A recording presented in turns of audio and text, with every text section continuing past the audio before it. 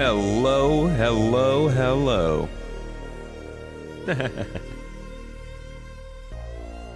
Alrighty, folks. We've got a studio here. Look at this. Look at this. Look, there's stuff on the walls. Things are happening. This is Tomato. And you guys can't see the best part, but we've got our cords managed for like the first time ever. It feels great. Anybody who has like put together your gaming setup, your room, I mean, which I'm guessing is like almost all of you, you know how it feels. It feels good. So today I wanted to kind of have a chill day. I wanted to do something. I wanted to do something gameplay, right? And I was going to start with some zero to hero stuff. I was going to, we were going to start with my fresh account, get into this, run it like a new player, see what kind of stuff we could get into. But I figured we should wait until 324 to start that, because we're going to have all kinds of new stuff to play with and like a new system working and the cargo missions.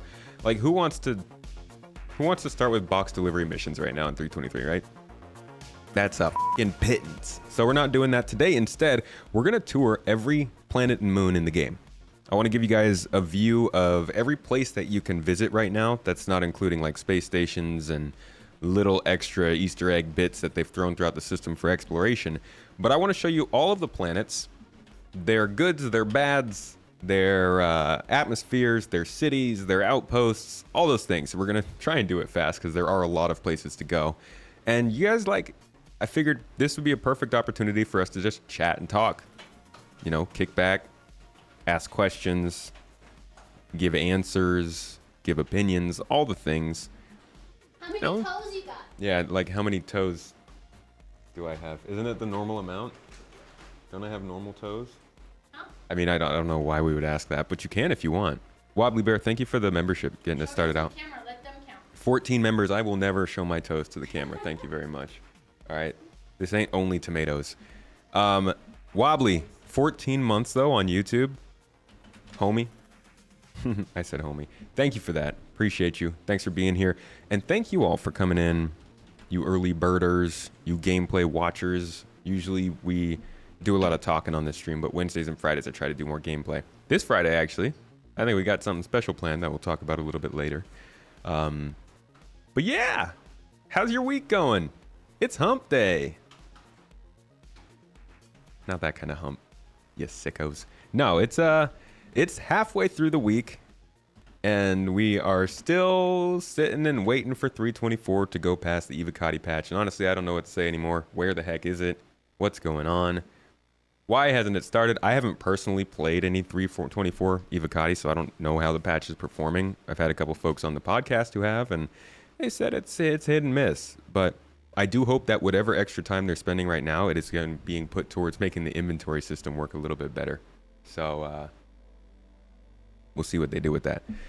Besides that, I don't honestly, I don't feel like talking about 324 because I'm quite. Huh? There's a lag to my voice, as there always is. Or is there lag to the stream? Well, that doesn't make sense. YouTube? Is YouTube not working? Why? Are you still uploading something? No, I'm not uploading anything. Keeps buffering. You're having lag. Okay, I'm seeing some people say it's not okay. Some people are saying it is okay. YouTube, what are you doing to my people? Keeps buffering. That's weird. Is it my camera lagging or is it the whole thing? Like, am I good? Wow. Good now. Took a while to load in, but it's working now. Okay, YouTube, why are you doing that? Don't make us nervous, man. Twitch seems okay. So it's a YouTube thing. YouTube likes to be like that. It might have been a restream thing, actually. Restream can be a little bit difficult. As long as we're good now, though. Thanks for hopping in and thanks for letting me know, The best kind of viewers are the ones that tell you when you're f***ing up.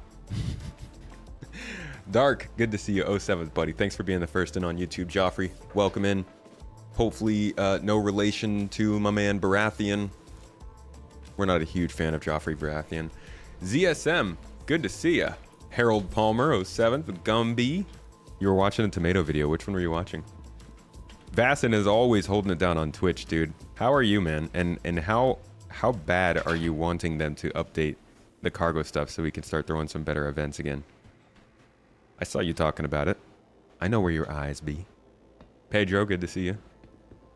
Jeremiah, how long do I think it'll take to see all 100 systems in game? Hey, that's a very topical question. Check this out. Let me give you a looky-loo at... Before we get started, this is the video that is coming out for all people.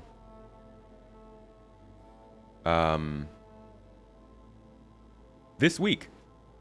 I make exclusive videos for supporters every month, and a little bit later in the year, whenever that might be, I release them to the public, and we've got a video that's literally going to answer that for you. Coming out probably Friday or Saturday. Quick answer. I don't think we're ever going to see 100 developed systems. And even if we do, I don't think they're going to be the ones that we know about right now. So much is going to change by the time they get there. But this is the Turbulent acquisition, I think, was a big part of how they're trying to get to there. At least trying to make as many systems as they can. So hold tight for like 3 days. Unless you're a supporter, you can go watch that video right now. And it'll be all the rage. At least in our household. Jordak. Good to see you. Rhino. Yo. Welcome in, Town Scott. ZSM. Harold Palmer. Reforged. Chronicle. Welcome in, everybody. Jordak. Penguin Boji. Cord what? Cordless. We got our wire management, cord management, whatever you want to call it. What's it called? Wire management, right? Yeah. All that stuff. And it's beautiful. Mrs. Tomato got like the little things that you see in offices that normally I didn't know could exist in a house. Where you group all of the cords together and put them on a single line. Love it. Good vibes, welcome in. Thanks for bringing the good vibes. Soul Galaxia, good to see you. Pedro.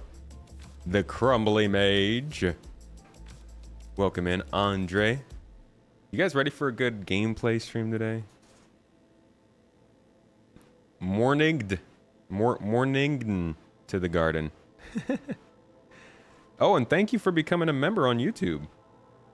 Appreciate you. Soul Galaxia. How about Stanton Galaxia though? Cable management. There it is. That's the one. Thank you. Gotta have a thesaurus handy. The Grumboids. Thank you, Grumble. Grumby. The Grumby. Is Turbulent actively working on Star Citizen as well? Yes. Yeah. In fact, this medical clinic was made by Turbulent, I believe. They've done a lot in the game already. They've done a ton in the game. A lot of their stuff is what has pushed the game largely forward, at least in terms of locations, over the last few years. They're the ones who are building the Zeus series of ships. They're the ones who built the cutter variants. And they are doing they did a lot of the work on, well, I don't know if they specifically did a lot of the work, but they're part of the NAPU team who is working on the cargo stuff. So they've been tied up there too. They worked on the UGFs, I believe, and they will be working on building interiors. So they're doing a lot for the game. Hope you're having a good day too, as well, Mr. Vibes. Maybe you could make a video of the plants and landing zones where you tell some law on the locations while showing B-roll of said locations, maybe featuring Astropub. Me and the pub are trying to get something together to do soon. Definitely gonna have him join me for something. Don't know what yet. But I always like getting in game with him. It's the wrong game, but you'd love to add some crafting to the game to allow for on-planet survival, like Lost when you crash on planet and not die. Nicholas, that's not the wrong game. You're right on the money. Crafting will be in this game. They have already said that you supposedly will be able to craft just about everything in the game in some way. And survival mechanics are definitely a thing. Ships have escape pods. We have survival elements like hunger and thirst. We'll be able to do minor base building. So yeah, you'll be able to get into that.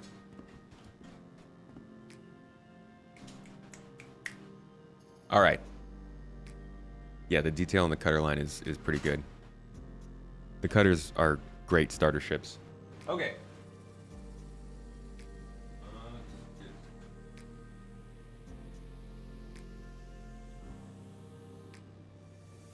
Alrighty, so today, my friends, we are going to see every planet and every moon in Star Citizen. Now, I hope that we can actually do that in the time allotted. Might have to rush through a few at the end because that always seems to be what happens, but if you like gameplay, this will be up on the Space Tomato Plays YouTube channel. That's a new one. Can we drop a link in the chat for anybody who wants to catch on that? We haven't uploaded there in a while, but as I do more of these gameplay streams, that's where you can find them condensed, and I'll be starting to do more kind of narrative gameplay now that we're finally setting into a place. But today we're going to be taking out the Spirit and just doing a little tour, you know?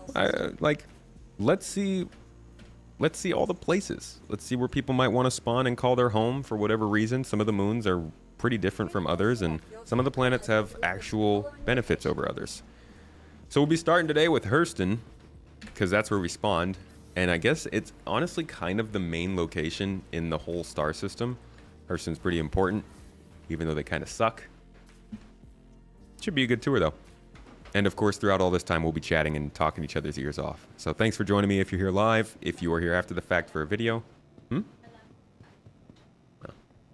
If you are here for the video, leave a comment down below. Let me know what you want to see in terms of gameplay from the channel. Now that we're getting into it, I need ideas, you know? Oops. Wait, don't leave without me. Wait. Nice. Speed loading. Shifty, you're not late. You're right on time. Turbulent has been a lifeline. I'm quite proud of my line that I said that Turbulent has been calming the waters of Star Citizen development. It's terrible, I know. But they have. I feel like, and this is not to discount all of the great people who are working at CIG and have been working on Star Citizen, but Turbulent honestly has done a really good job of bringing some solid, it feels like at least, some solid direction to various parts of the development.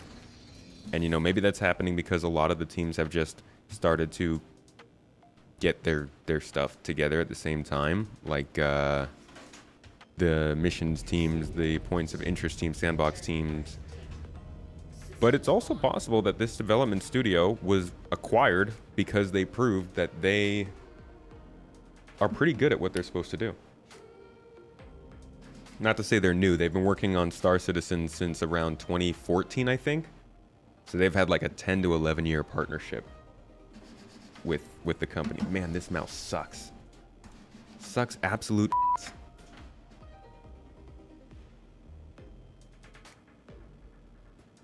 Just trying to shift my camera a little bit, and I can't even. Dude.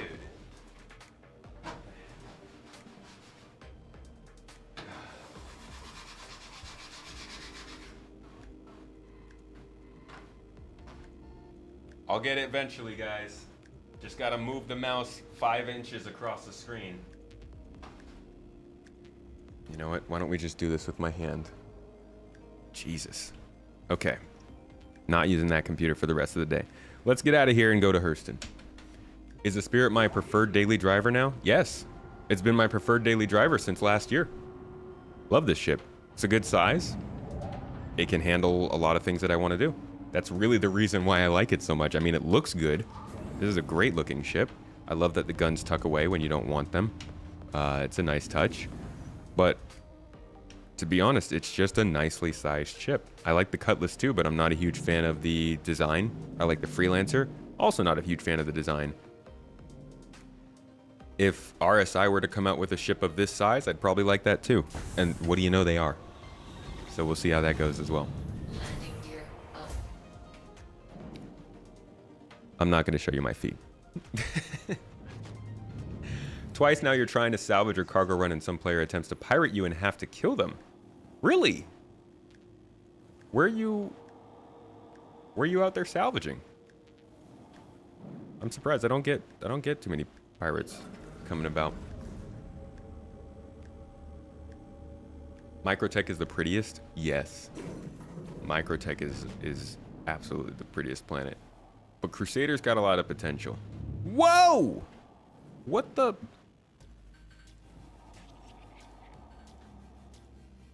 Is that security? Are you gonna scan me, or? There's actually this really funny glitch with these guys where they'll follow your aim. And if you get close enough to the space station, you can get them to crash into it. Let's see if he does. Oh, okay. He's scanning me. I'll stop. Chill. Just not going to say anything. Just going to scan. Got to check out the village at Maker's Point. We will see. I don't think we're going to have too much time. A couple hours to do all of this. You good, dude? Should have killed him. Hagbard, how you doing? All right. First place we're going to stop is Lorville proper. Obviously, going to each planet, we're going to start with the city, check it out, see what the approach is like, do a quick land, and see what the spaceport looks like. I don't think we're not going to deep dive into the entire system or the entire location. That's a bit much, but at the very least, you should get to see what these cities look like. The thing I like about Hurston is how central it is. Let's start with that, actually.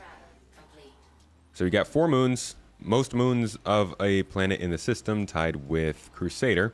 But when you zoom out, you get a sense. I really hope that they display the planets a little bit differently. I guess they're solid bubbles here. You got Crusader over here, MicroTech here, and ArcCorp here.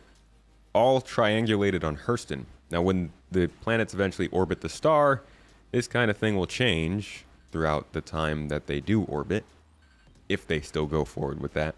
But as of right now, this is a really key place to be because you can basically get anywhere in the system faster than anywhere else, and a lot of the commerce goes between all these places. So when it comes to cargo hauling, which eventually it will, this would be a really good place to be able to start out at, because all of those missions, a lot of those missions at least, are going to end here, or at least route through here. Oh, we'll be checking out Aberdeen. We'll make a quick fly by the prison. That's another thing Hurston has. Oh, yippee. A local prison. You know, if that's what you're into. How you doing, Faldorn? So, Lorville is actually the earliest city in the game. It was the first planet we got all the way back in 2018. It was dropped in 3.3, I think it was in November of 2018. 3.3.5 maybe. And it did not look like this. This city got a remake last year that actually makes it the most up-to-date city in the game, despite it being the oldest planet. So it looks a lot better.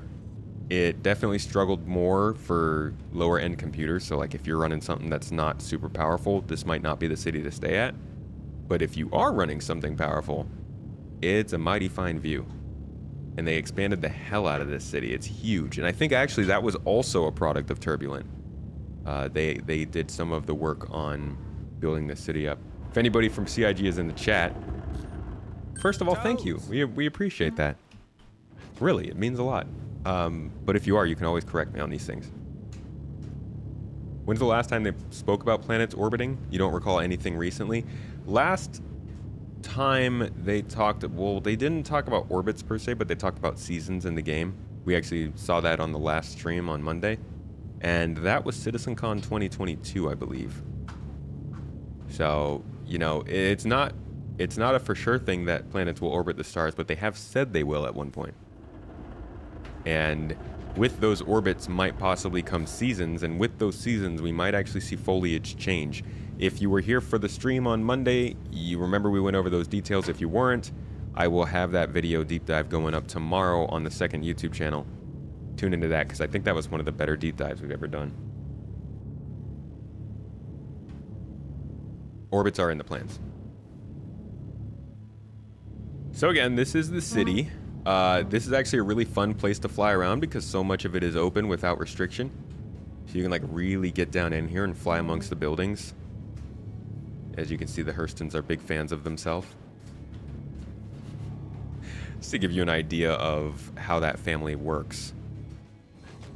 They're one of the oldest surviving weapons manufacturers in Star Citizen. Pretty messed up family. They do a lot of bad things, but they also kind of saved humanity at some points, at least in terms of creating deterrence against the Xi'an. But they were kind of in bed with the Messers, I believe, and they also do things like try to get you to sign away your whole life to work for them. And clearly, as you can see how dirty this planet is, they don't really care that much for the people living here.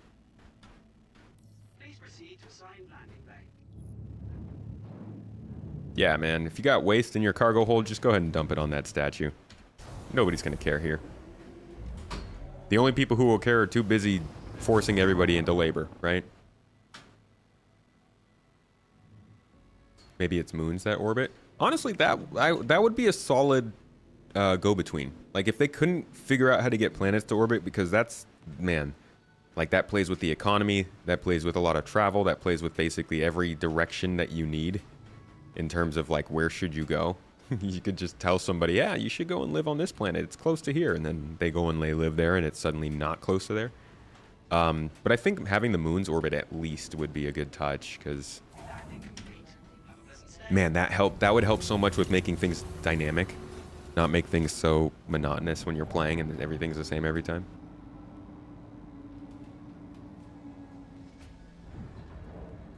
A weapon manufacturer that doesn't allow their citizens to have weapons or fresh air. You know, I thought it was a little bit weird when they eventually did start selling weapons at their space station, because it's like, why? You don't like us to have weapons. Why are you selling us weapons now? Maybe they'll change that, but I do think that's more for gameplay than to abide by the lore. What kind of duration would the orbits be? Oh, I bet it's not that long. I bet it'd be on, like, the scale of weeks, you know? I hope that it would be months. That would be pretty cool. Orbits, in general, would be awesome. Getting cyclical orbits of comets that enter the star system maybe every 5 months would make for some great exploration elements.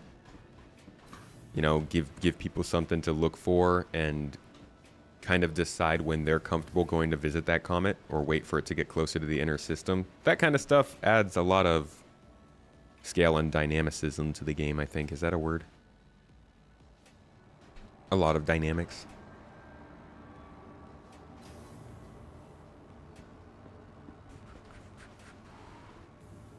Can you relax, man? So this is Hurston, where the security are a little unhappy. Like, you don't... Yeah, you don't... God, look at them, man. But, like, you get the idea of this place being a little bit beaten down and, irresponsible. But it also has some cool Deus Ex vibes. Like, these triangles on the top scream Deus Ex to me. And overall, this does feel like a cyberpunk dystopian city, kind of. Although ArcCorp, Area 18, definitely takes the cake on that one. Orbital duration would depend on the planet's distance from the stars. Yeah, but I think that they would be able to define how fast they orbit. I don't think they're going to be like, oh, this planet is 3 AU from the star. It's going to orbit at this speed based on Earth. I think they'll just kind of program it in and be like, yeah, all the planets orbit like this. Figure it out. Better than T-posing on chairs. How about this on chairs? You okay, buddy? Hey, Brigadier. How's you doing? Lorville's got its own train system. I mean, everything has its own train system. This was the first one we ever got. Most of the time, people don't use that bottom section of the train system. That actually takes you out to the perimeter of the city, so you can take ground vehicles out and go drive around. Wow, we could actually hit that up. But I think we have to go all the way over to the Metro Center to get on there. They've also got the Commerce line and the Central line. We're not going to take the Metro line. Let's take the Central line, though. I'll show you the business district real quick. Because you get an idea of, like, how they treat normal citizens. It's kind of not great here. Oh, boy. But once you go to the business district, suddenly everything is a little bit more fancy, and it feels a little more put together. Which, again, just goes to tell you what kind of family the Hurstons are.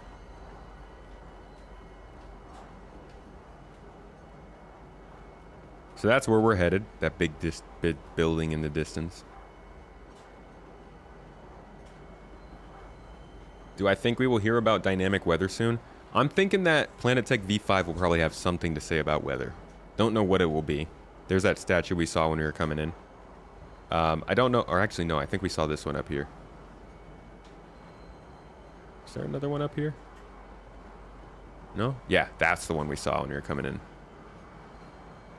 Yeah, I think we'll hear about weather. Not sure if it's going to be lightning and stuff, but they are working on the ability for lightning to strike ships, and the VFX team has been working on how that affects the shields of ships. So we might end up seeing lightning sooner than later, but MicroTech V5 is probably something we'll hear about at CitizenCon, I imagine. So here's the business district. This is where it really gets Deus Ex, in my opinion. I like to talk about Deus Ex a lot, if you didn't notice. It's like the whole starting song. A little obsessed. They've got different armor here because, you know, fancy boys. They've got the cool Artemex armor with red. Shut up. Better shut your stupid mouth. Stupid Hurston mouth. Come on, keep it moving. Kind of hoping that we see some more of the planets that were terraformed correctly by the UEE. Eventually. I mean, Hurston was terraformed correctly. The Hurstons just kind of suck at maintaining it.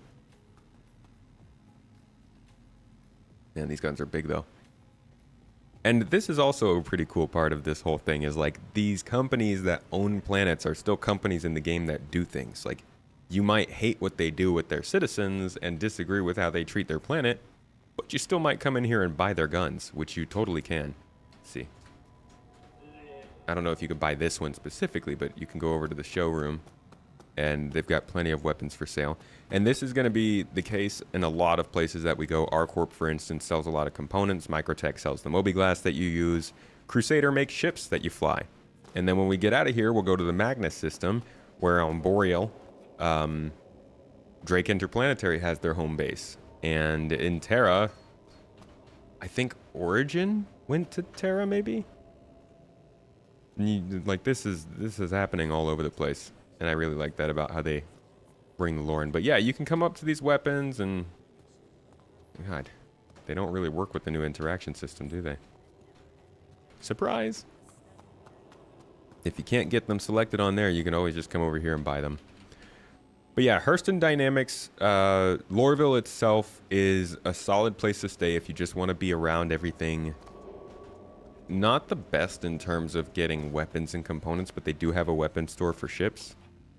Oh, Anvil's on Terra. And Origin, gotcha. I would say, though, if you're into FPS gameplay and you're into ground gameplay, outposts and distribution centers, caves,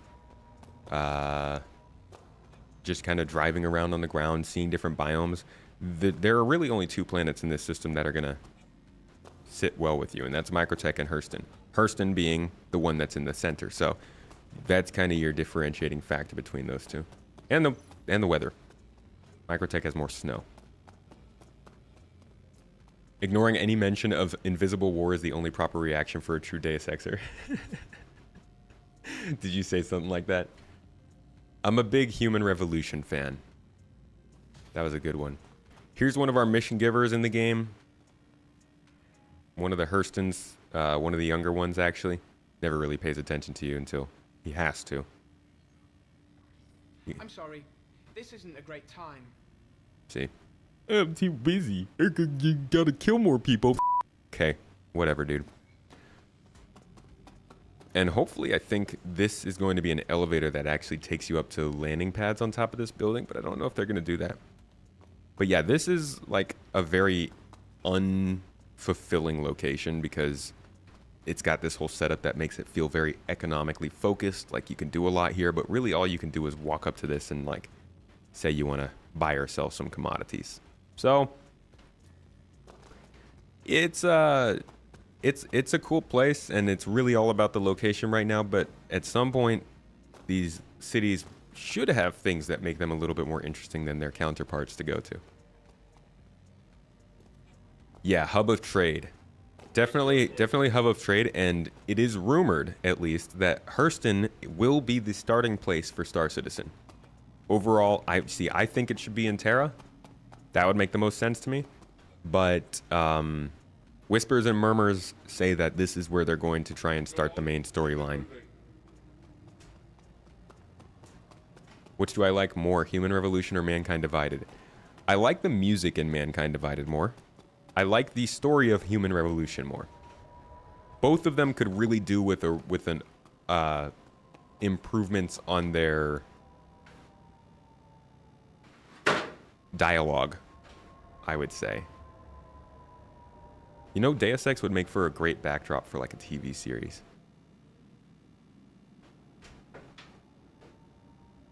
What's up, Monster? Mr. Red Monster!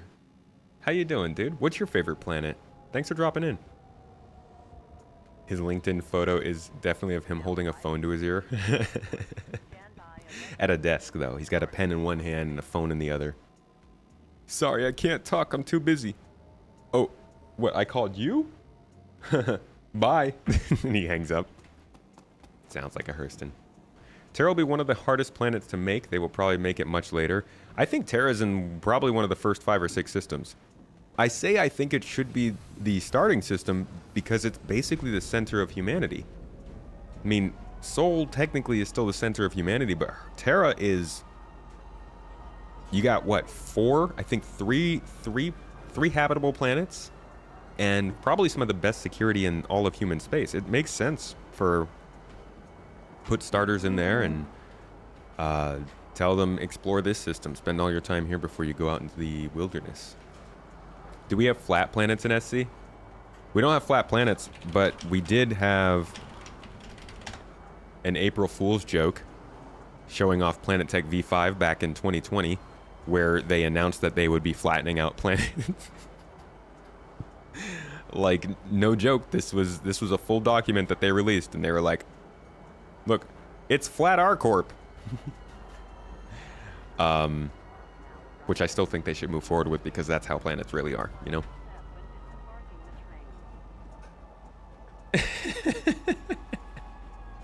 Remember that video? Lift your light up for me? And he sees it. It's like, huh. Interesting. Then he tries to blame the setting off the camera. Oh, God. Toes. That's how they do. Zero, thank you for the freaking 6 months subbed up, dude. I am so glad that you're able to talk now. Not like... I don't mean he couldn't talk before. I mean, Discord was a difficulty in his situation. And I'm super glad that you've been able to recently, man. I am looking forward to more gameplay. Bring back Levski? Seriously, give us Levski again. Love that place.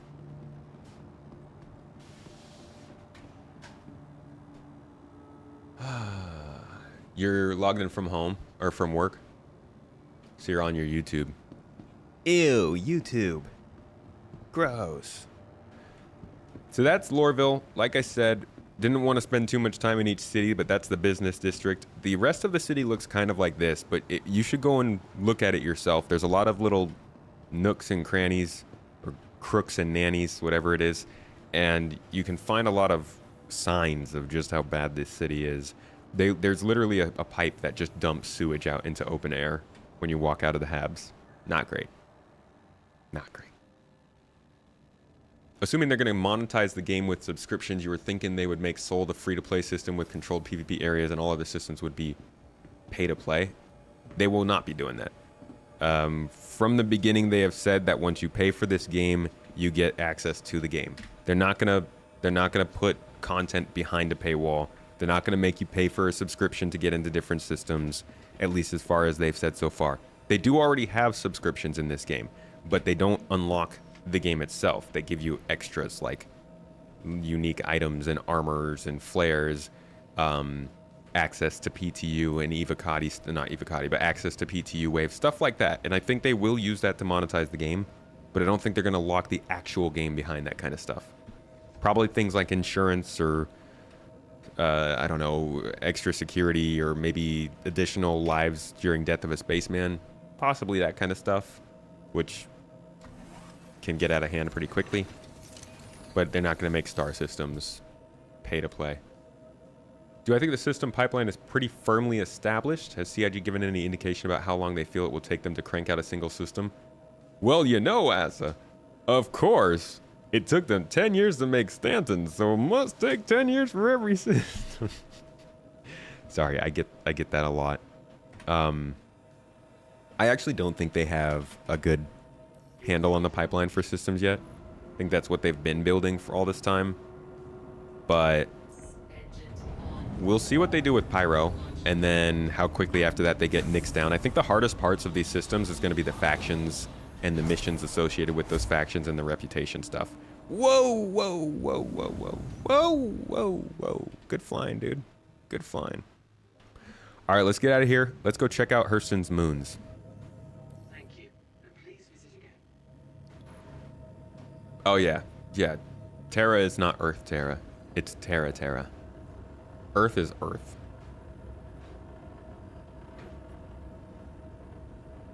Did we go to the ground terminal? Nah, I didn't want to take too much time to get out there. Top shot, Steve. Thank you for the Prime sub, by the way, on Twitch. Appreciate you. Much love. Video card and processor is a 3080 Ti and a 7800X 3D. What's up, Space Marine?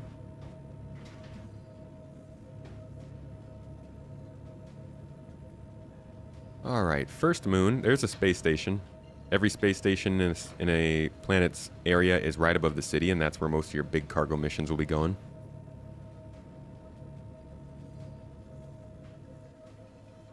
Ooh, first we're going to Magda, my favorite moon in the game. That's cool.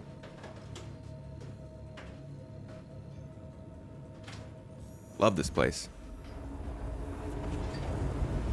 Say goodbye to Hurston. And say hello to Magda. I believe every moon in this area is also named after a Hurston. Because, you know, that's what kind of family they are. Okay, I need this to stop. Terrible noise.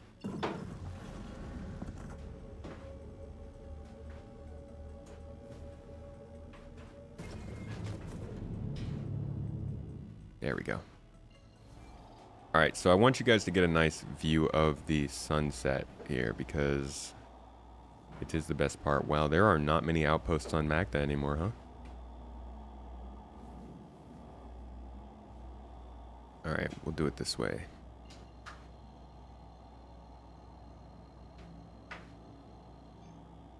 Oh, I think they're gonna make some game elements get some benefits from the sub, which is definitely, you know, I feel certain ways about that.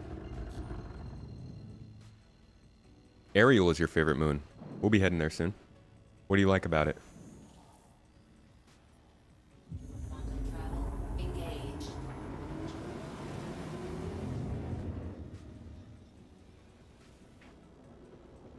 Two outposts on East Hurston Moon. That's very low amount, but I guess Hurston has its own ground locations going on. Crusader Industries, a journey worth taking. Systems on. All right, and now we fly. Can't wait until quantum boost so you can do this faster. Your toes are cold. Can't wait for the socks and hoodie to get here since winter decided to make a return. Faldoran, I hope you enjoyed the socks. And thanks for grabbing a hoodie, too. That's really cool. The socks are a great way to support the channel if you want. Also a great way to support your toes. Everybody needs some warm toes. And our socks do. They have a good grip. Huh? Support your toes, folks. Look out for your feet. They do a lot for you. There are forests on Aberdeen? It's like scattered forests of dead trees. But I don't think a real forest would survive on Aberdeen. Oh, there is a forest? All right, we'll check that out. Once meshing and replication are in place and dialed in, development of new planets and systems gets easier. Oh. We'll see. Oh, the socks were given as a gift, right? Yes. Sometimes, so you can do that too if you want to support and you don't want socks. You can just put out a gift of socks on the chat and everybody can kind of enter into a raffle to see who gets them. And then you get socks out of them. Good day. Your favorite moon is probably Selin because of the cool terrain and the views of Crusader on the horizon. Aberdeen's a close second. You know what, Red Monster? I think that's the first time I've heard somebody say that Selin is their favorite. And I love that I love that. That's great. It's good to know that somebody out there likes it. I always thought of Selin as being kind of boring. Not as boring as Walla, but not that interesting.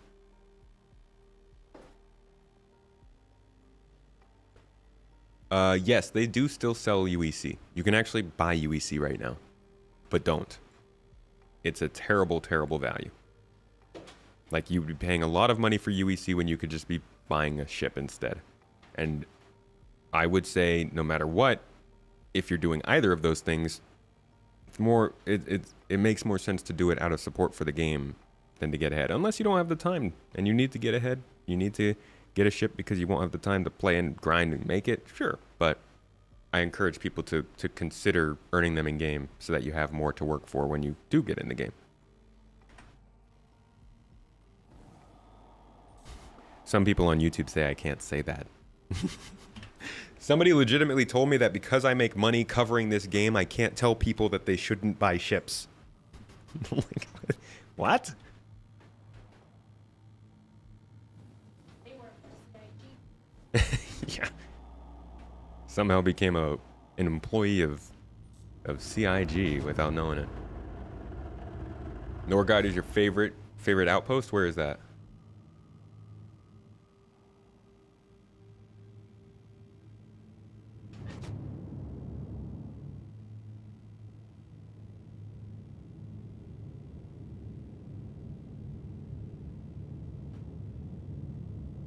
I've seen that on the store. Hope we will see more regarding their plans for monetization soon. I bet they're very iffy about talking about that. So this is why I like Magda, because it has just the most beautiful atmosphere. I love coming and finding a sunset down here, or a sunrise. Norgard is Aberdeen on the plateau. Okay. You tell people buy all the ships you want. Hey, do what you want with your money.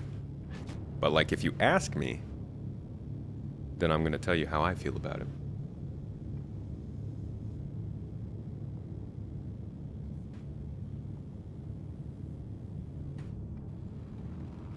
Wow, that's bright.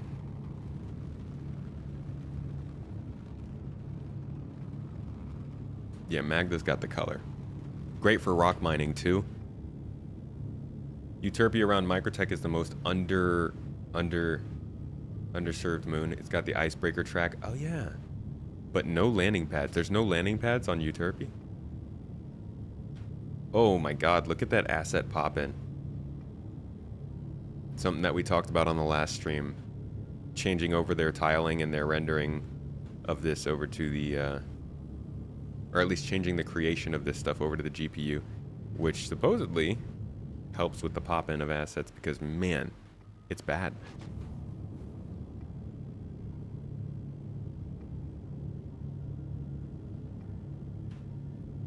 What I think is CIG adding a higher sub tier. I mean, the sub's already pretty high. I think there's a $10 one and a $20 one, and $20 is it's a hefty amount.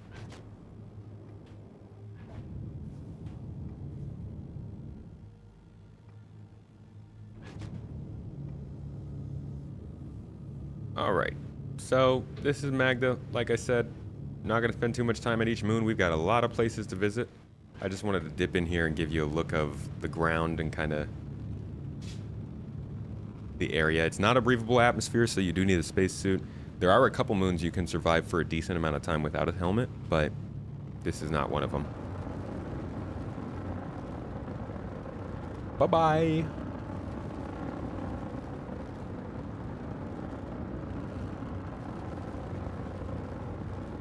You recruited one of your best friends to the game a few months ago. He already owns more ships than you do. Holy crap.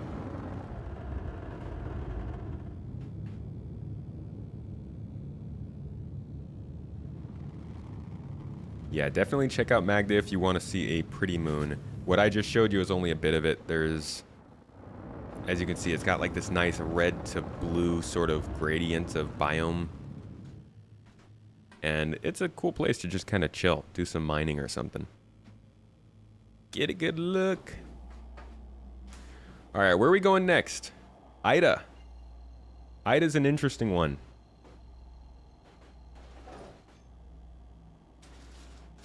Ida is kind of like Magda in how it looks. A little more toned down though. Given how the game seems to be geared less about starship step-ups, you do not feel bad starting out with a ship geared towards your desired gameplay.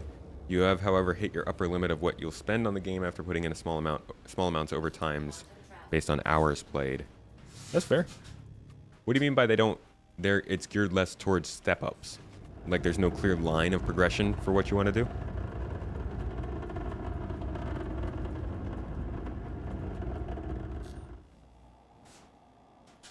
Okay. HTMS Woodruff and HTMS Ryder. We're going to actually see an outpost on this one. Does Daymar have an atmosphere? They all have varying levels of atmosphere. That's why I say you can survive for a decent amount of time on some of them. Because, like, technically they all have atmospheres. Some of them are, like, kind of breathable. Other ones are not at all.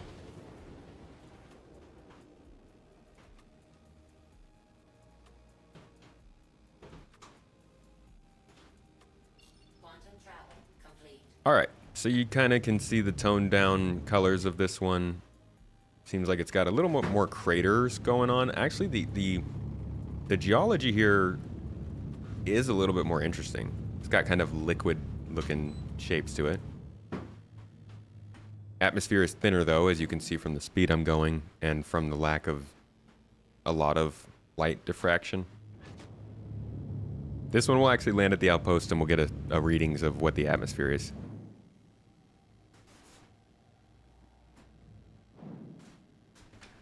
Let me throw on some music that fits this a little bit better. Mrs. Tomato doing some cable management over there. Huh? You're good.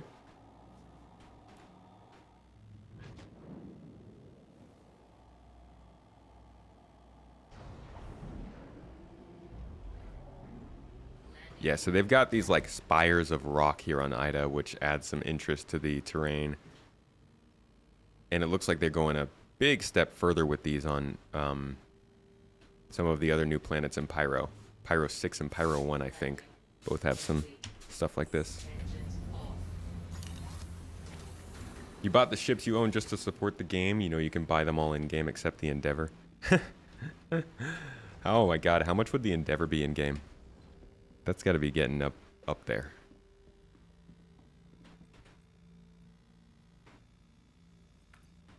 Ida's got grass? I did not know that.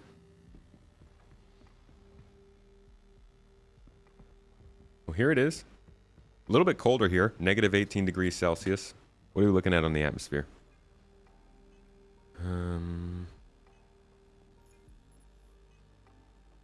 So, 0.35 gravity. Negative 18 temperature. 146. What is that? Hepapascals? What's an HPA? And they used to tell you what the atmospheric composition was. Did they take that away with the new Mobiglass? Used to tell you what kind of gases were in here, I thought. Interesting. Maybe they still got to fill that stuff in. Oh, I've got cruise in my backpack. I'll grab some. But I guess, you know, since we're at an outpost, we might as well. Let me just close this up. And we'll go on. This is something for new players to consider. when you're just out and about, especially when you're running like little cargo missions or something, just getting to know the area, there are loot boxes around these outposts, and you can come and get some decent supplies from them. What's up, Charles? Good to catch you in here.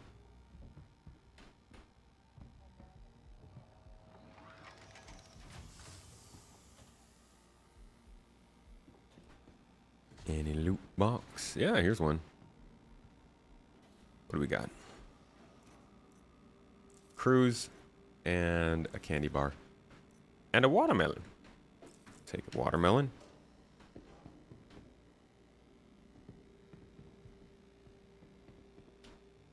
Anything else? Ho ho! Look at you. Nice, cruise dark after dark.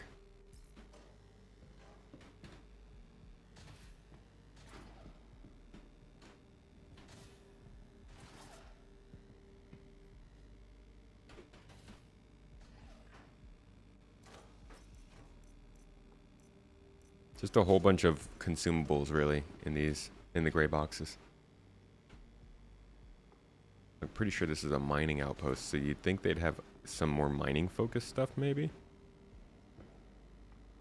Did I already hit this? I did. That's where we got our watermelon.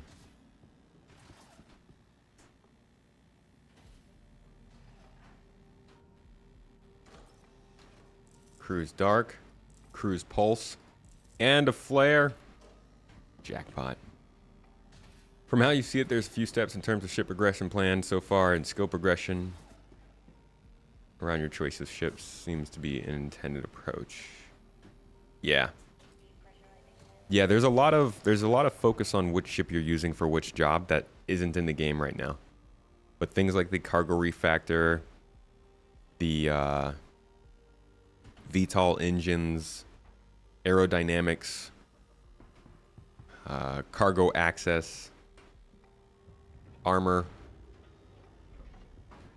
emissions, all that kind of stuff's supposed to factor into what you're using your ship for and kind of make you pay if you don't use the right ship for the right job. Little cruise lux for us.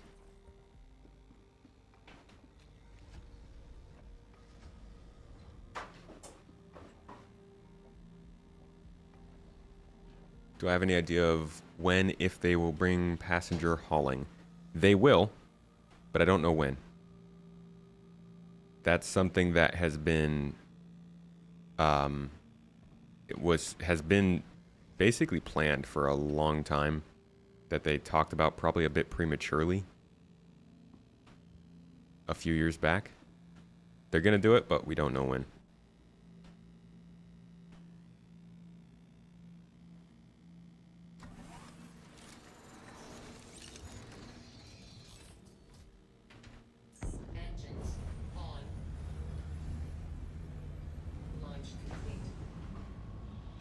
Little skim over Ida so we can see some of this terrain before we head out.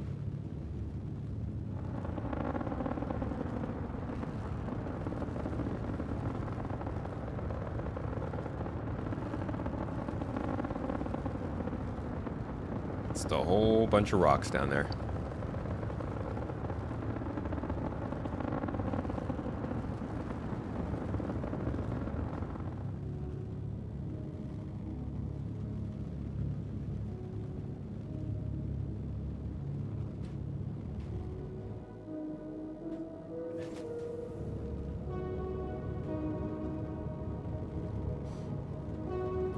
Sea one has grown on you a lot. Not one that you'd normally think of owning, but you might just have to snag one. Dude, this ship is freaking beautiful. I love it.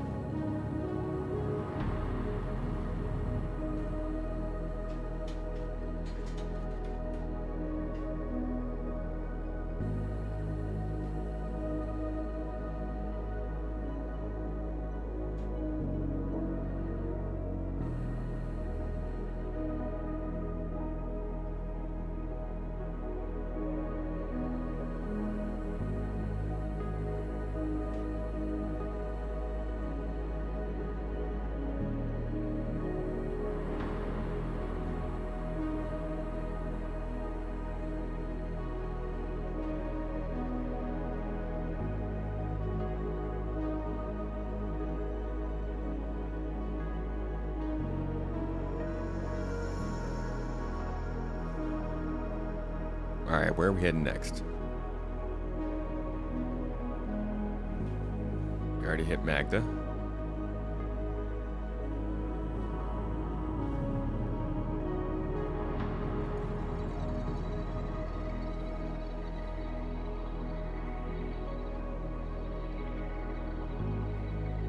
I think we are on the far side of the moon from the others.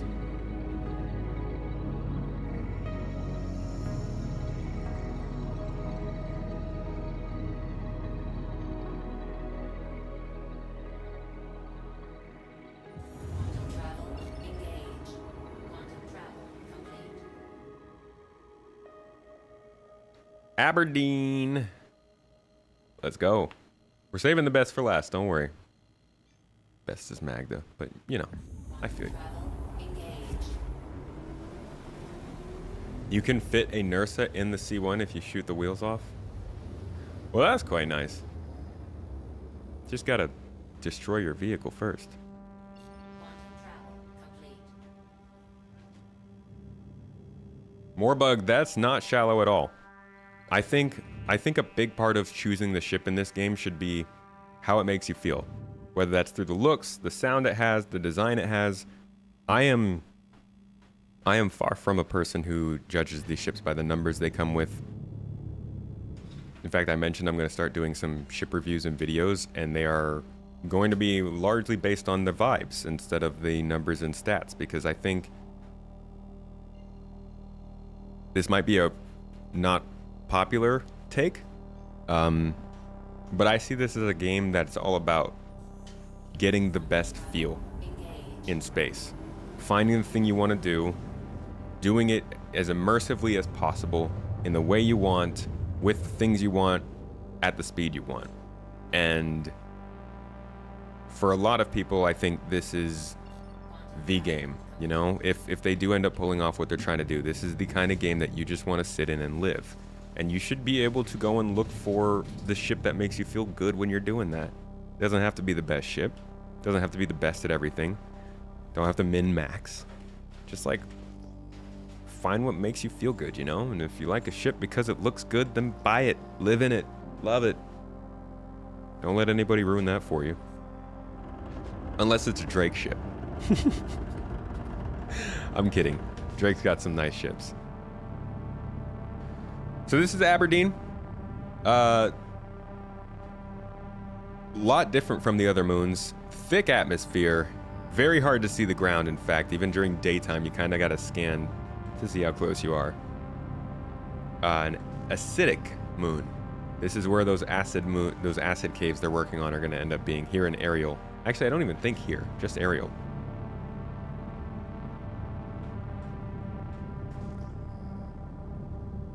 I remember one time I was exploring this moon, and I actually came across a reclaimer landed in one of these canyons, and it was one of the coolest finds I'd ever seen. It wasn't staged.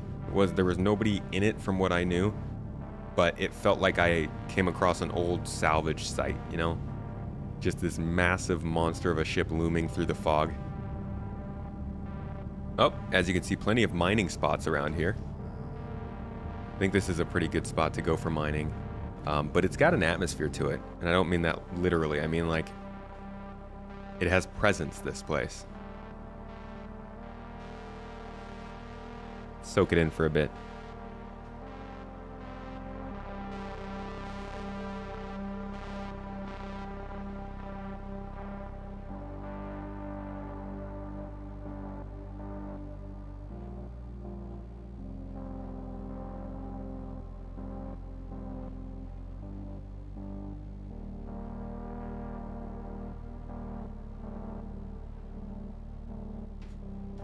The weapons do open, by the way.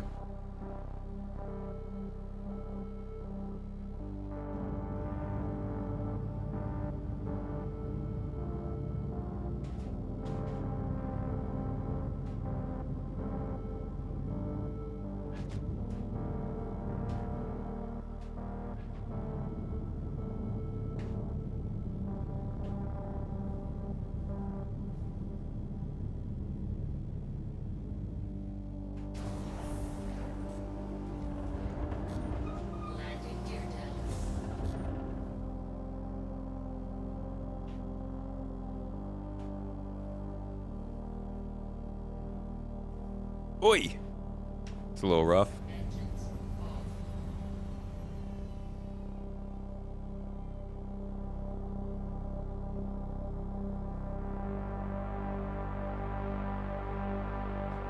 See what it looks like outside.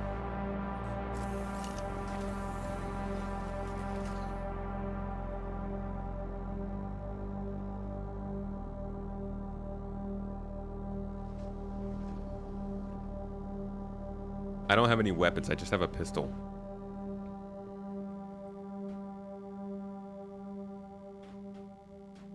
I should have a helmet on. Yeah, I've got my helmet on.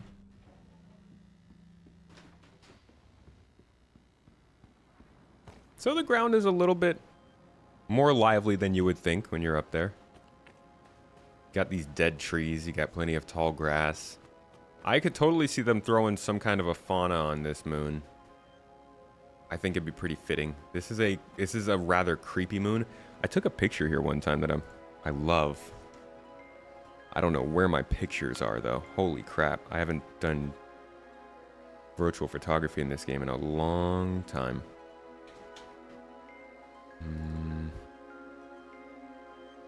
I think it'd be media resources, Star Citizen, pictures? No? My pictures? Hey, I found them! Holy crap! I found my pictures. This is, so before I started doing videos, I did a lot of virtual photography in this game. And I'm pretty sure I have like a shot of Aberdeen moons here.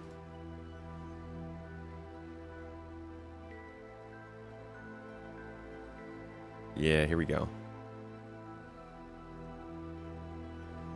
And it's not there. That's too bad. It's like there's a tree holding the sun. I liked it. It was a good shot. Oh well. Anyways, this is Aberdeen. Broken trees, tall grass, 232 degrees Celsius, as you can see there in the bottom left-hand corner. It's hot. Don't come out here unless you have a suit made for it, because I'm probably gonna die. Actually, I don't actually have a countdown for when I'm gonna die, so maybe I'm okay.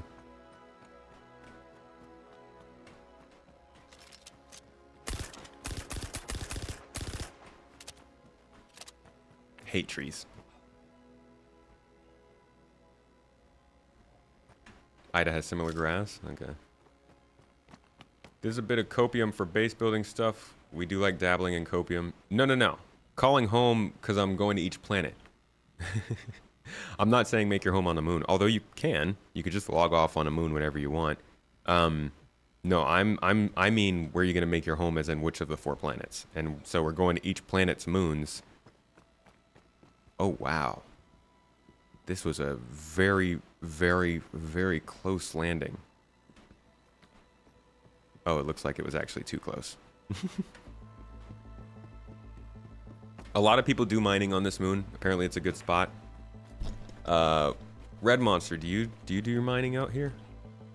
If you guys don't know who Red Monster is, they're on YouTube. Click on his name, go to his profile, give him a subscription, and then watch his videos. This dude is the mining monster. I know it says Red Monster, but that's wrong. He named it wrong. He's the mining monster. And he's got great guides and spreadsheets to help you do your good stuff if you're a miner.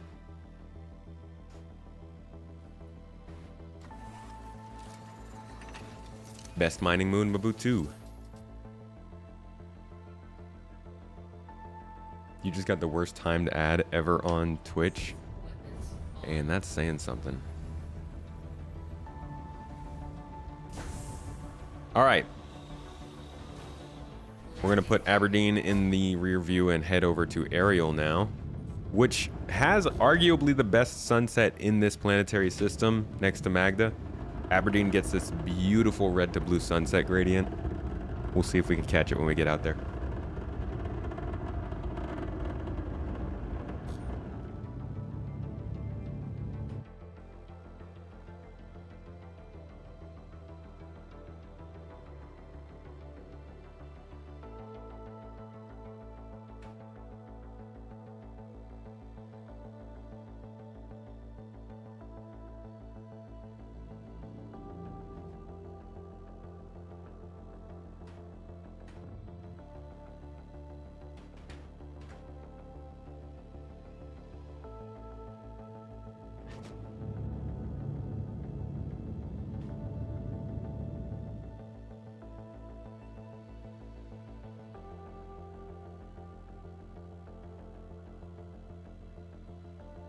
The C1 has replaced the MSR in the sense of a general purpose ship for me, but the MSR is still a very spectacular ship in my mind.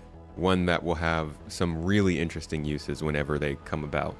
But you could say that about like half the ships in Star Citizen. Most of these ships are still just glorified transports. What planet, system, or location am I most excited for? I'm excited for the Ellis system and the Magnus system, which luckily are actually pretty close to Stanton, so we might get them sooner than later.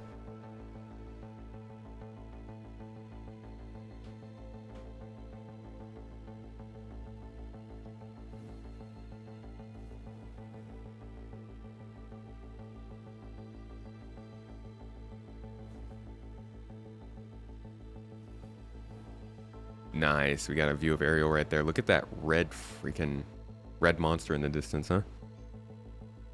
Thank you. What's up, Lord Skippy? 30 months, dude. If you don't know who Skippy is, he's a big part of our org and community and a good friend. And he's always freaking traveling. You're in Dublin now? This dude literally every week, he's like in a different country. Hope you're having a good week though, dude. Thank you so much for the onion support over on YouTube. I've got a new exclusive video coming out for you later this week. Keep an eye out. Luna Maria, good to see ya. Welcome to the streamy stream. Ariel has a good number for mining, thanks to Red Monster's amazing mining charts for the source. Okay, I'm not gonna lie. Ariel does look, for just being like a red moon of hotness, it's got the hotness. Oh, I'm the worst. No, but this does look good. Looks good on approach and when you get down there, like I said. It's got some mighty fine lighting. Let's see if we can find the Terminator. Oh, the Lathan might actually be around the Terminator right now.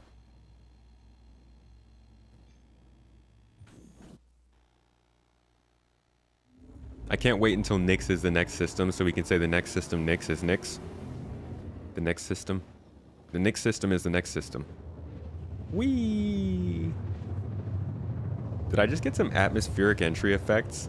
Quantum traveling?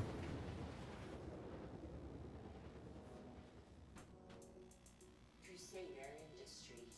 A journey worth taking. Okay, that did not take us where I was hoping it would.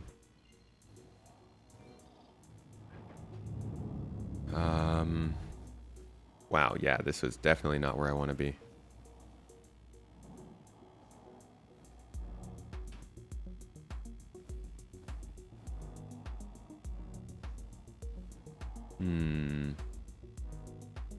Got a little messed up here. Let's try back for Bezdek. Ariel used to be a pirate hotspot. Also back in like the 3.10 times when your Ariel to Lorville cargo runs were super lucrative. You come here and pick up some Laranite from Ariel and ship it back to Lorville and make a good amount of money for a really short run. This was a good spot for pirates to camp out. I remember because I was on the receiving end from those pirates a lot. A new video, Skippy, yes. Also, feature watch this week is going to be about the Maelstrom system. Whenever that happens. Alright, I'm just trying to find a sunset, bro. Where the heck? Normally, I love landing on the daytime side, but right now, that's not what we're going for. There's only 2 outposts here, and they're both in the daytime. That's annoying.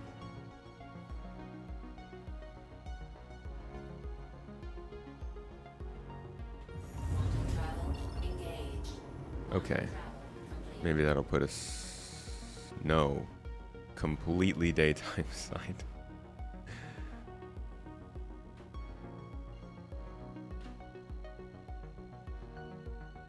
Where is the sun?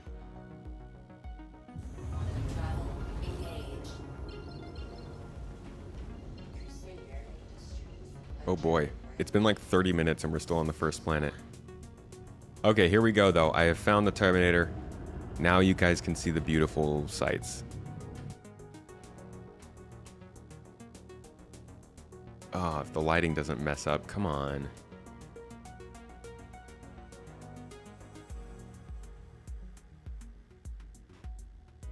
How much progress do I think has been made on other planets and systems?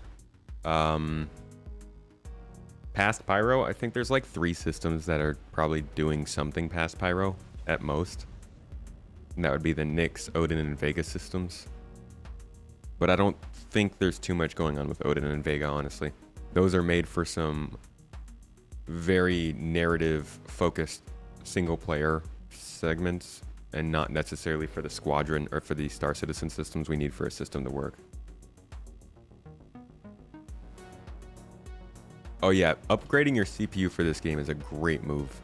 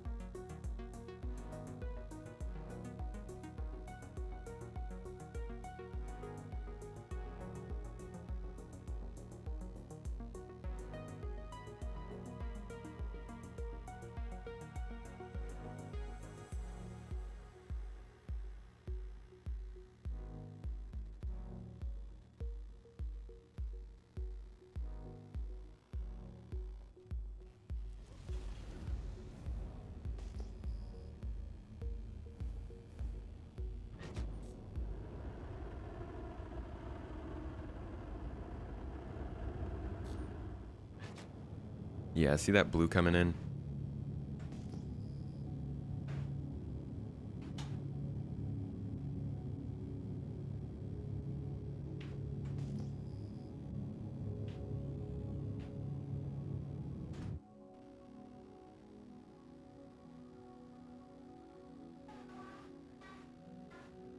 And then the terrain here is actually pretty cool too.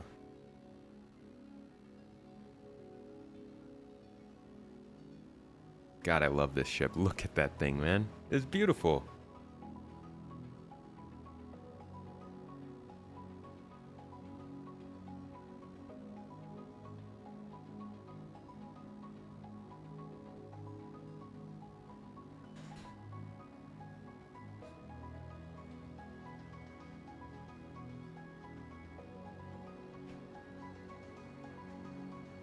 There's Hurston up there. Our starting point.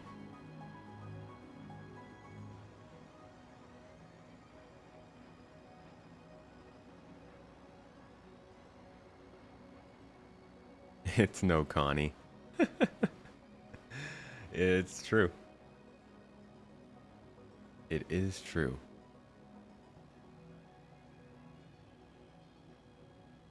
Like I said, there are acidic biomes here on Ariel. Probably where they're aiming to put the acidic caves that we've been hearing about recently. Don't know if this is one though.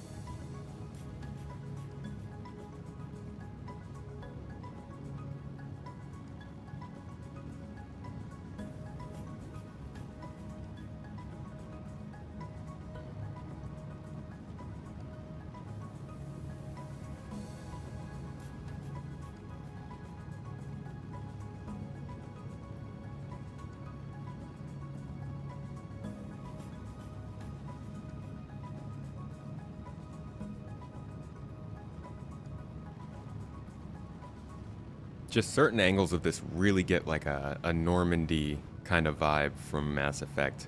The way that cockpit curves downwards towards the front. That central line. I love it. If Crusader made a large ship like this, say Connie sized, with this styling, I feel like that's as close as we would get to a Mass Effect kind of looking ship.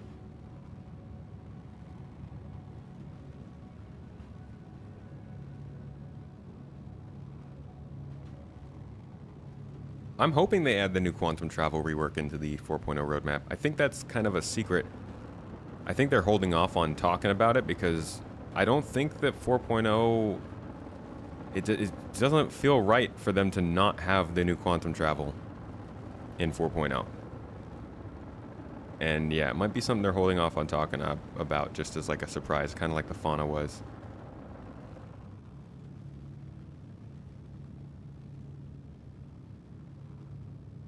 So that's Ariel.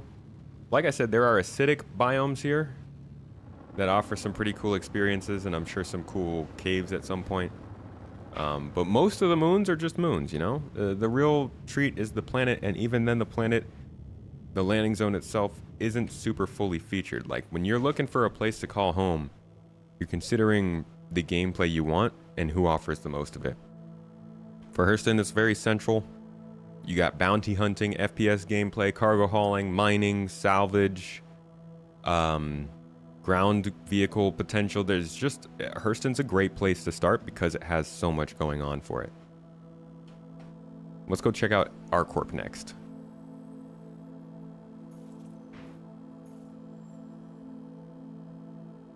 I think it's the closest planet to Hurston.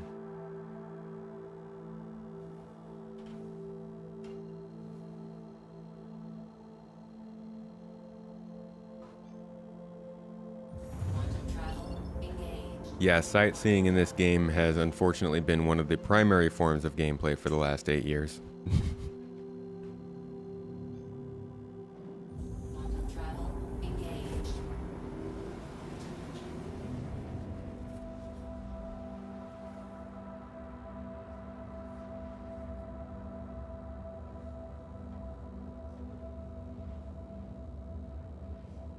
Oh, we've got a ways to go.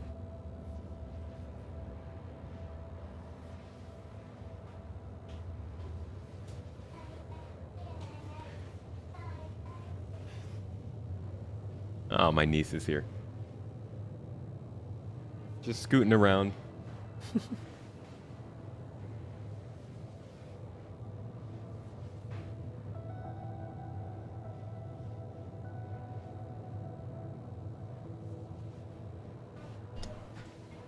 Think she's gonna come say hi.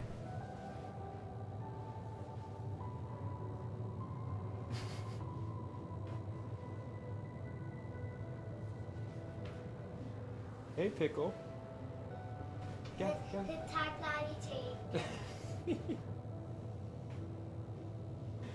She's over it. Ah, okay. All right. She's not as camera happy as she used to be. She's now a little more aware of the fact that she's on camera. She's cute. At some point, they need to check out the other landing areas on ArcCorp other than Area 18. I'll give you a quick look.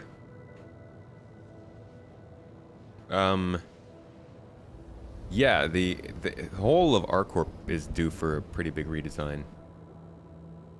A little tomato, but not our little tomato. That was my niece.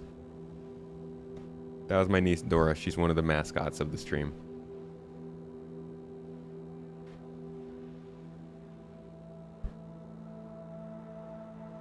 Monthly report is out. The Squadron monthly report.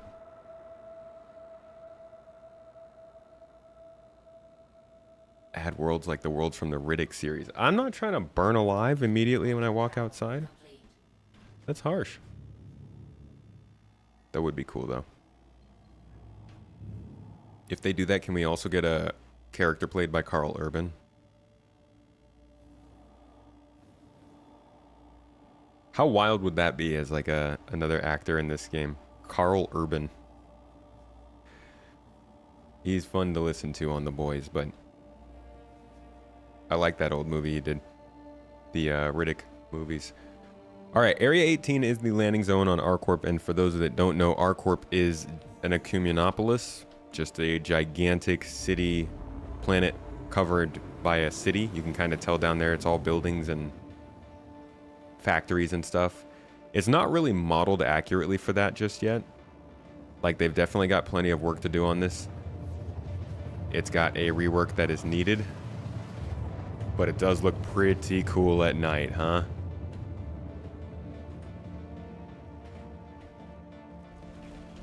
We'll take the natural flight in. This planet is going to benefit so much from building interiors, I feel. When we talk about where you're going to spawn for what kind of gameplay, ArcCorp is one of the least likely places for somebody to spawn because there's no ground on it. And it's all just, like, there's not really much gameplay to do here. There's no outposts. You can only go to the moons. There's only 2 moons, so there's not much to do in terms of ground gameplay, outposts, and stuff like that. But if you were to, say, get building interiors, that changes things for this place. Give you a little look-see-loo.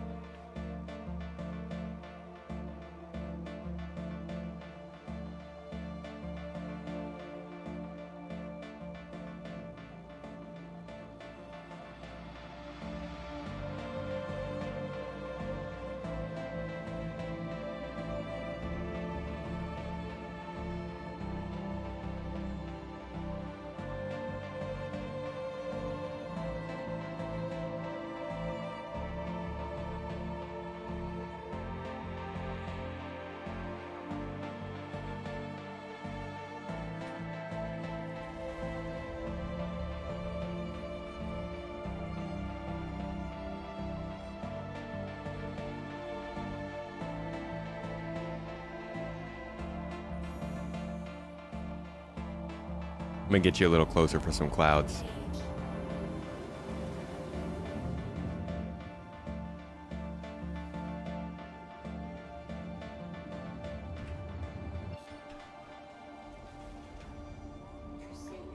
Got some, like, great descents down into the city here, especially when you can find a good patch of clouds to fly through. See what we can do.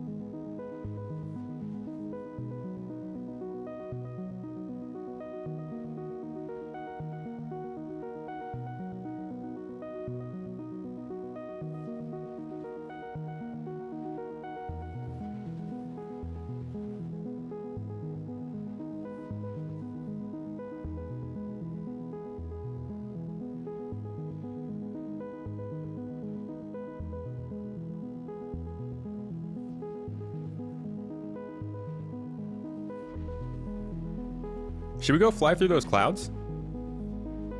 That actually might be pretty interesting.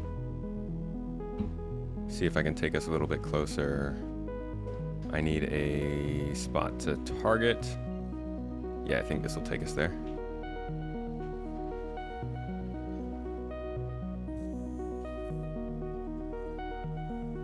All right.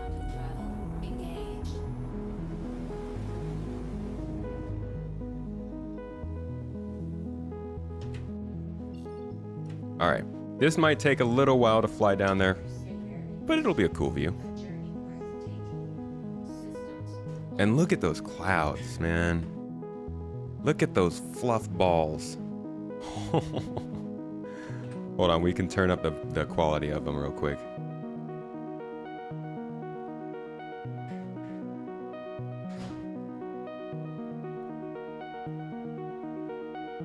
Oh, wow. Holy God.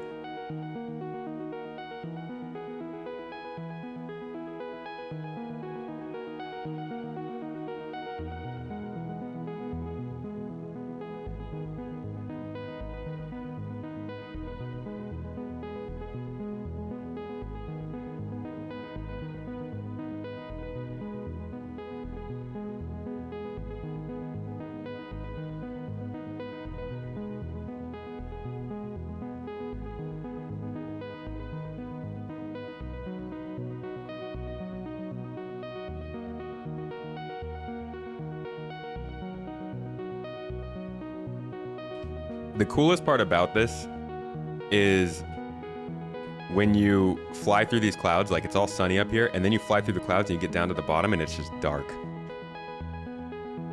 Which, you know, that's how clouds work.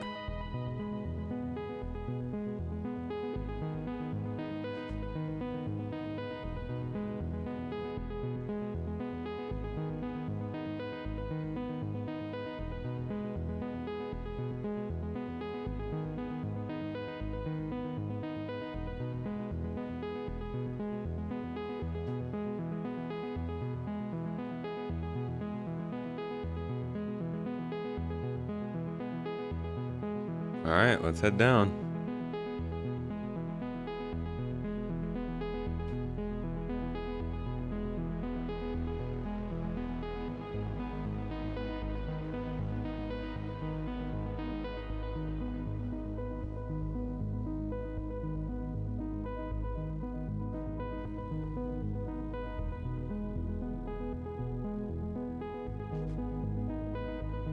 Oh my God, are we gonna hit the ground?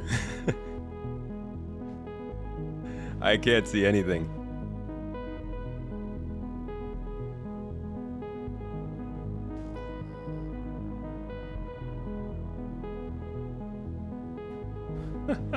That's beautiful.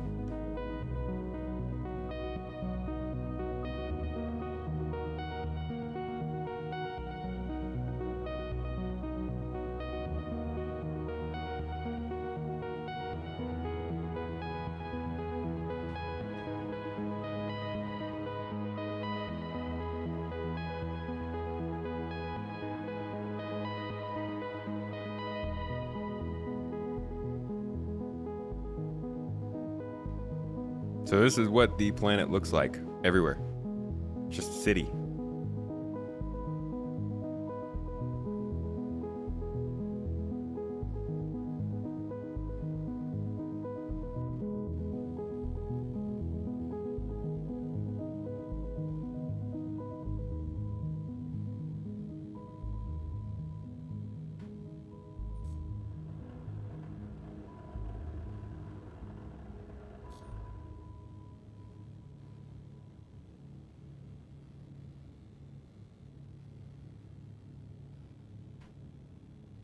All right, that's a nice look. But let's go to the real city and see what the landing zone looks like real quick before we see the moons. Back up we go.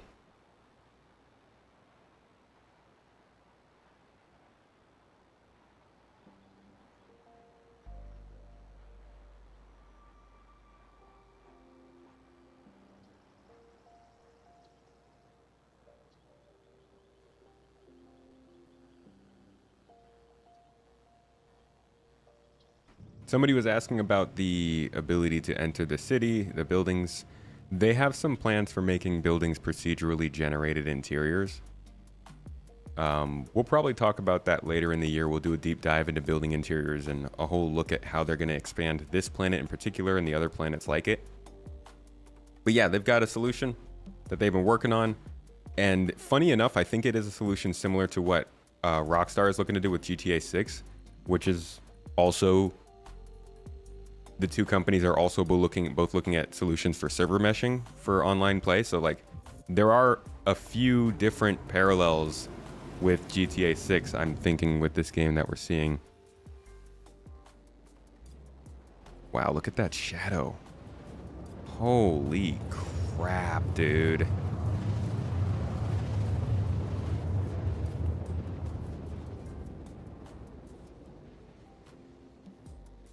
And here is the main city in the game. Oh, on this planet. I'm on a 3080 Ti graphics card.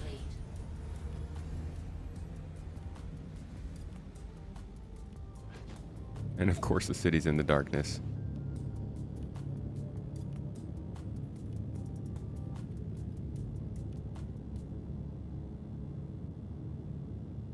It was like 130 years it took to develop this planet.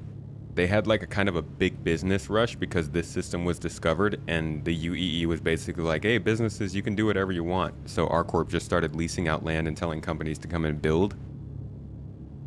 Don't know how believable it is. 170 years, 130 years, whatever it is. Doesn't seem like that much to fill up a whole planet, but again, they had the Xi'an. They were looking at the Xi'an as a an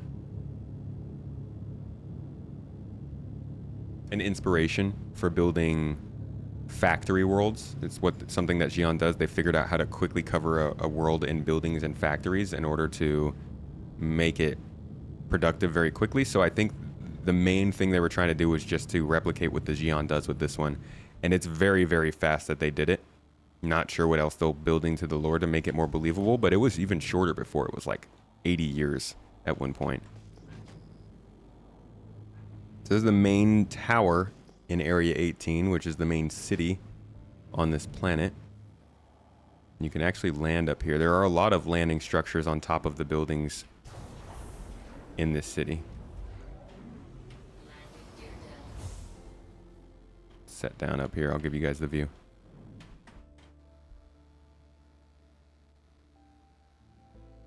Whoop. Too far.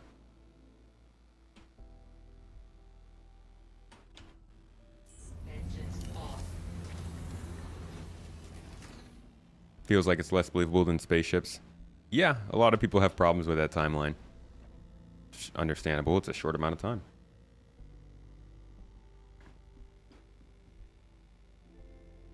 Tyler, they are changing the lore. Well, they're not changing the lore. They already did. But they are going to make it so that there's more wilderness and natural water and trees and stuff on this planet. In fact, I do have a picture of that somewhere around here where they kind of showed what the city can look like.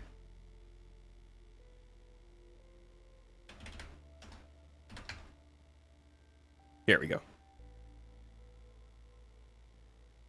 So you can see they have some green here. And this is kind of something that they're going to be doing at some point when they refactor this system, with some green and some blue and some potentially orange even. And this isn't the best view. It's usually better at night or during the day. But it's cool. I like that when they made this system, they at least, or when they made this planet, they at least made it so that the buildings were useful for landing. I think these will be the places where you do a lot of this delivery missions. And like I said, with building interiors, a lot of the buildings down there will be enterable via the top. In fact, I hate getting too distracted, but I do really enjoy looking at these.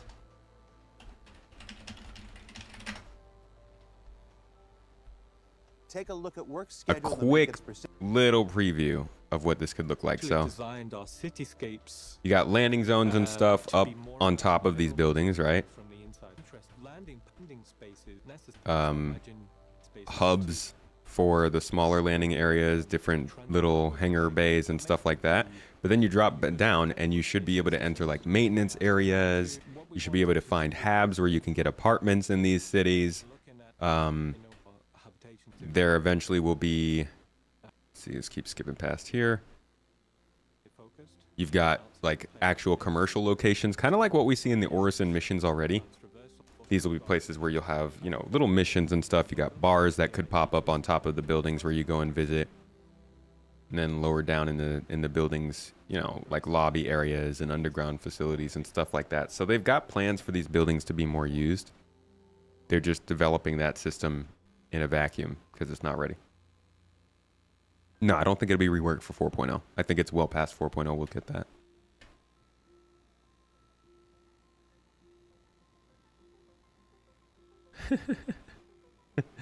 Where did that picture come from? Didn't know that they had those changes in mind. Gosh, if I even knew.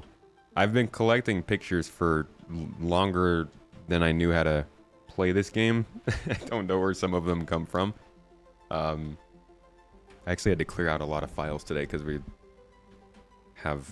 were running out of space on our server.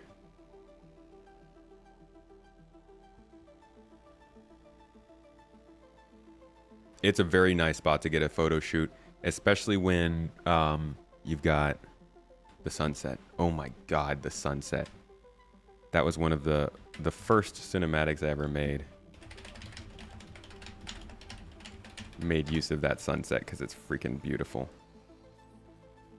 This is way back in the day. Ew, an ad. Way back in the day. But there's a beautiful shot of the sunset here.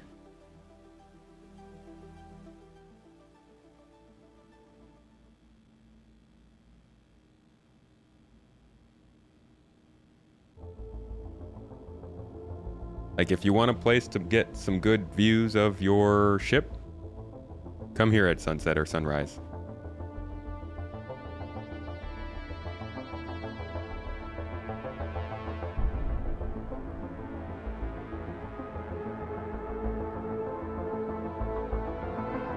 Beautiful place. Sorry, I'm plugging. Let's go. Let's get out of here. Engines on. Launch complete. I'll show you guys the landing zone real quick so you can see what it looks like on the ground. And then we'll get going to the moons. Landing gear up. Where is the landing zone here?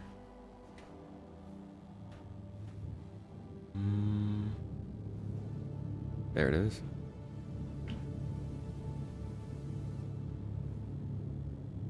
Thinking black armor set with Ghost Hornet for a Batman vibe. I just can't wait to get an apartment in one of these buildings and see spaceships coming in for landing from my spawn location.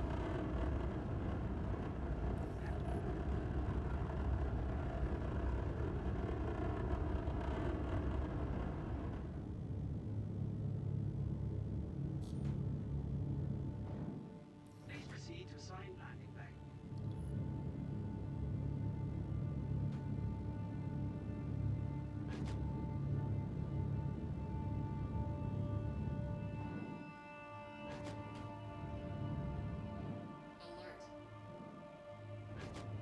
She just said alert, not even going to tell me what the alert's for. What does that mean? What are you alerting me to? Hydrogen fuel. 75%.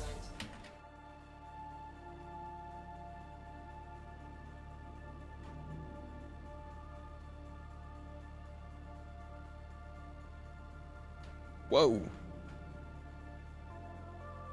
complete. Have a pleasant stay. Yeah, we do need more things to do in cities for sure. I think having more missions in the cities, like these localized missions they're putting in distribution centers, will help a lot. Maintenance missions.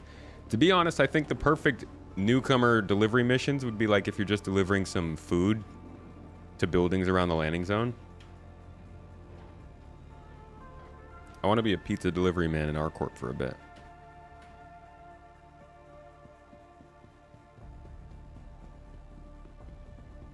Same style of hangars as Lorville, utilitarian style. Both of these planets, ArcCorp and Hurston, are kind of more utilitarian focused. Do things quick, do things efficient, get them done. Next planet we go to, Crusader, will be a little bit more fancy.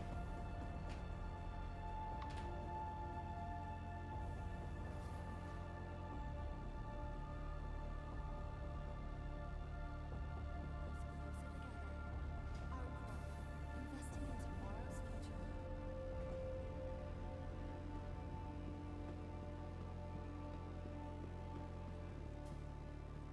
Similar vibes to Hurston, but not as dirty. Right, this feels like the professional version of Hurston. It still looks cookie cutter based, like it was made out of a bunch of prefab stuff, but which makes sense. It's a planet that was built up in less than a century. But it's not as dirty and grungy and grimy as Lorville is. We'll go into the city real quick because this city does actually look a little bit more interesting than Lorville.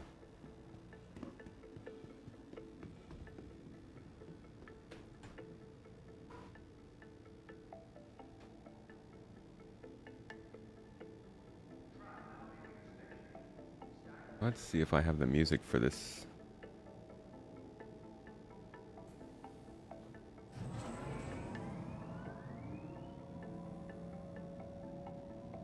No, I don't think I have the music for this planet.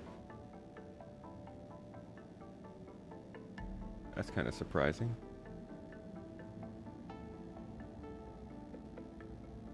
Guess we could use Grimheck's music. That kind of fits.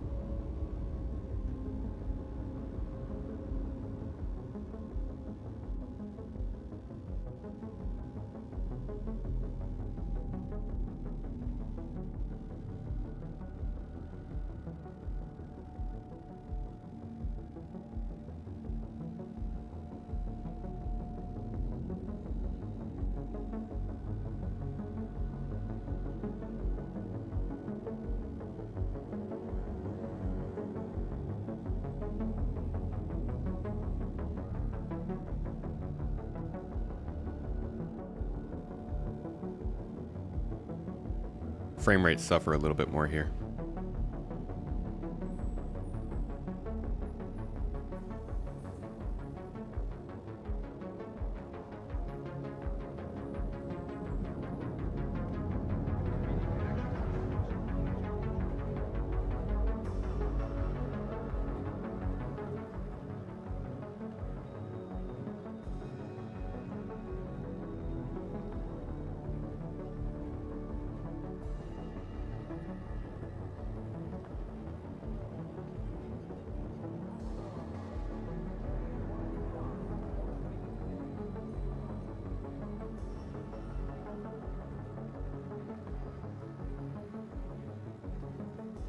A lot of dark back alleys here, places where you can go and kind of...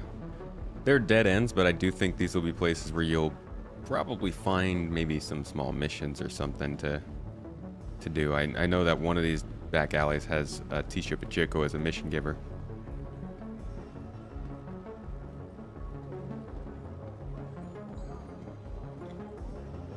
And this place is actually great if you're looking to get into ship combat or other things that have to do with combat that you need components for. There's a lot of components here on ArcCorp.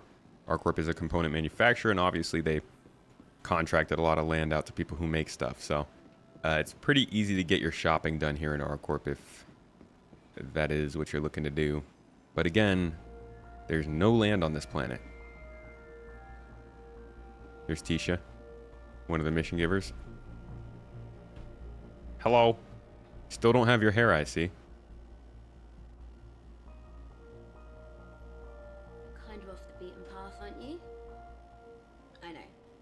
I know, it's a strange place to hang out, but I quite like it here. It's quiet. Well, quieter.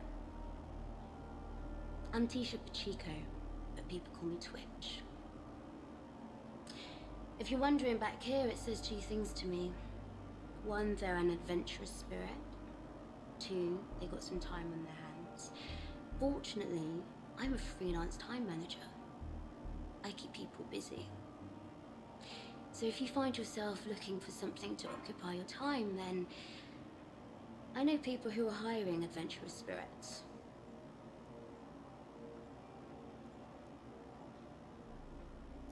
Then we're done here. I'm okay for now.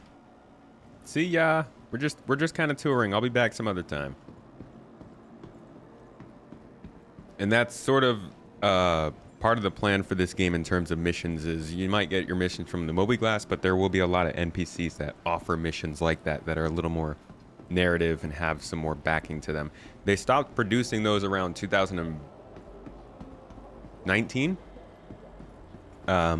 Mainly because mission givers obviously don't work very well when the AI is not working well, which is largely a server meshing and back-end issue. So I think they're going to start to add these mission givers a lot more after server meshing gets stabilized. Hopefully starting late next year, I would hope. But we'll see. Toes. Anyways, that was a lot of Area 18. There's still plenty to do. We only really saw this part we just looked at. So we saw about 1/3 of this area. And these places could be bigger for sure. And I think building interiors are going to help with that. But for now, they're still pretty compact and there's not too much reason to be here. Again, otherwise, besides getting components and getting stuff to buy. So this is where my org currently calls home because we can only get this armor, which is our org armor here. But there's a lot of weapons and components and things that you can get here that are a little harder to find elsewhere in the system. So if you're looking for a supply run, it's a good place to come. How many mission givers there will be in, say, 1.0? I'm betting we'll have like at least five mission givers in each system. I would hope. I think there's currently 7 in Stanton. There's Clovis Darnley, there's Ruto, there's the Hurston guy, Tisha Pacheco, Miles Eckhart, Wallace, something Wallace. He's in Grimhex? No, he's in... Where is that guy? Was he on Levski? He actually might have been on Levski. I'm thinking 5 per system would be a solid bet, though. Give us like 2 hours of gameplay for each one, 5 per system, 5 different systems. That's 50 hours of gameplay or so. Why do I hear Squadron 42 playing? Oh, it's the music. Right? Did I do that math right? 5 mission givers times 5 systems times 2 hours. Yeah, that's 50 hours of gameplay. Not bad outside of your mission, your mobiGlass missions. Yeah, Wallace Klim, that's right. Thank you.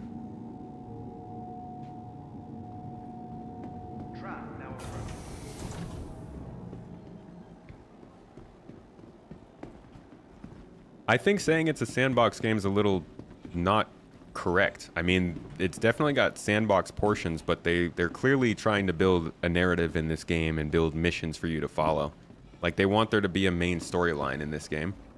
There's a conflict going on and stuff, and I think they want people to take missions to learn the game, and then they want you to get into the sandbox to expand on what they've taught you.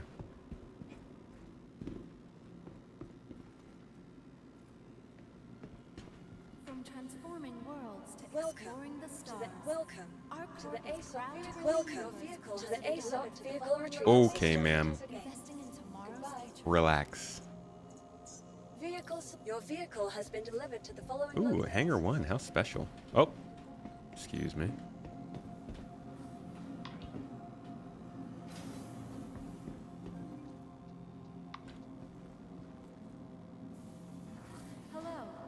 They gotta add more verticality to Area 18. I would agree with you there. They've done a great job from what we've seen in the new space stations. So I'm hoping they take what they've learned there. And what they talk about with the building interiors, it really seems like it's big on verticality and fitting stuff into smaller areas.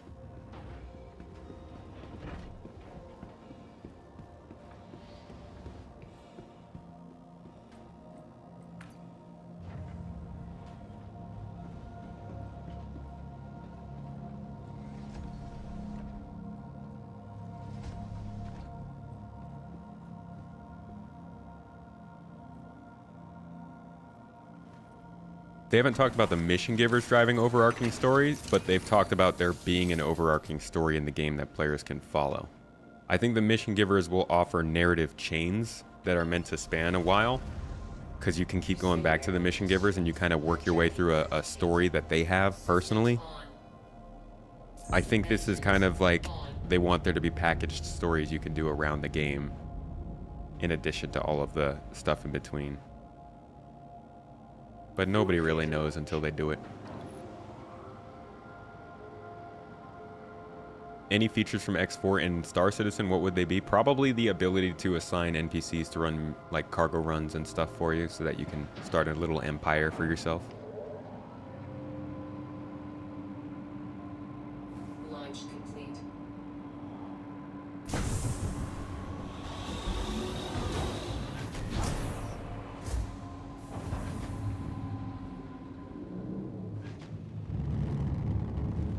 All right, away we go to ArcCorp's moons. Thank you, and please visit again.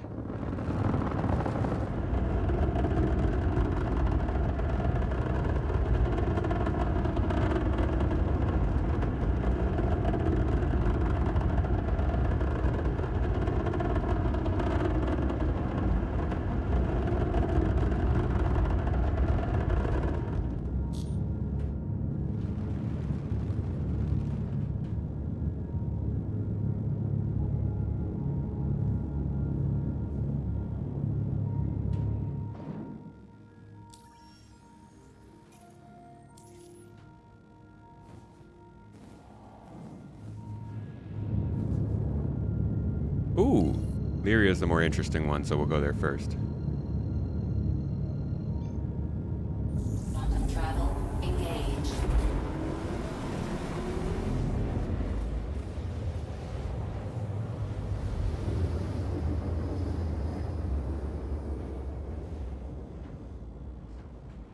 Quantum travel complete. It's a lot more stuff to find here than over on those Hurston moons. Holy crap.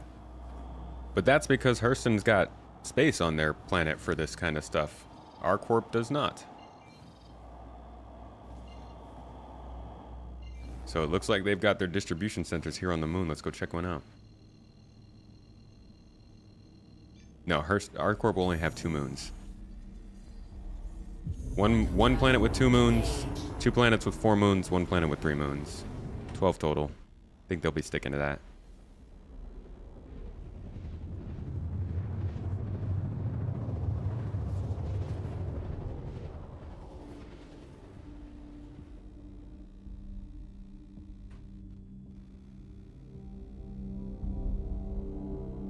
Quantum travel complete.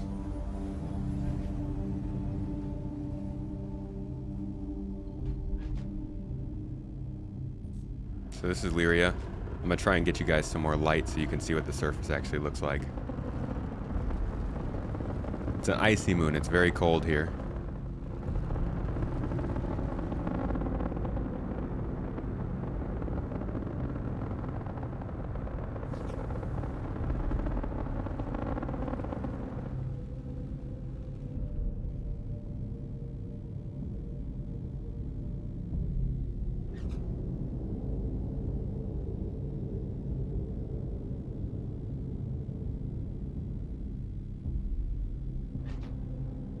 Light atmosphere, though. We can fly fast here. The thickness of each atmosphere kind of defines how quickly you can travel, so picking the right moon for what you want to do, like this can make all the difference when you're just trying to fly to have some fun.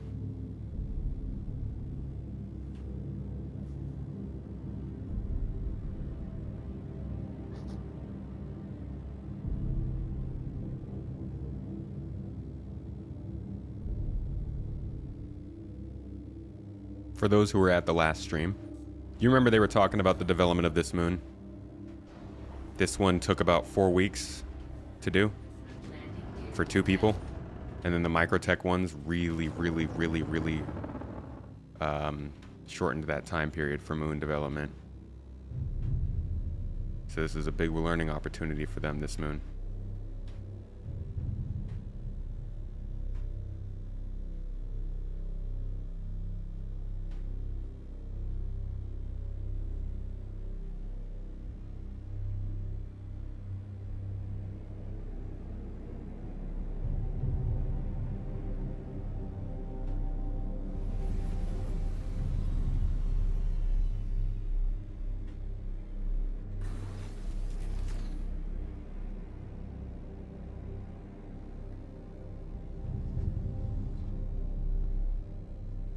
Am I gonna make X4 streams and videos? Maybe. Streamed X4 a couple times. Depends on how interested people are in it. At seeing it. I think X4 is a cool game, but it also seems like one I'd need to put some decent time into. And to be quite honest, I don't play video games that much these days. I spend most of my time just kind of working on videos and stuff. Maybe someday when I'm able to spend more time playing and less time doing the editing, I'll look more at games like X4 to start covering. But right now, it's just very Star Citizen focused, because that's kind of where, that's what I know. It's what I'm able to cover and make content about. Like, I couldn't do something like this for X4, you know? I don't know enough about that game. So we'll see how things go. Yeah, this place has some like ice geysers, which I surprisingly landed away from most of them. You could see one in the distance over there. It's kind of like Ida, but icy. And this is probably where the ice moons or the ice caves will be as well once they actually are in the game. Not as cold as I would expect though. Negative 18 degrees Celsius. Maybe that's just because the sun is coming up.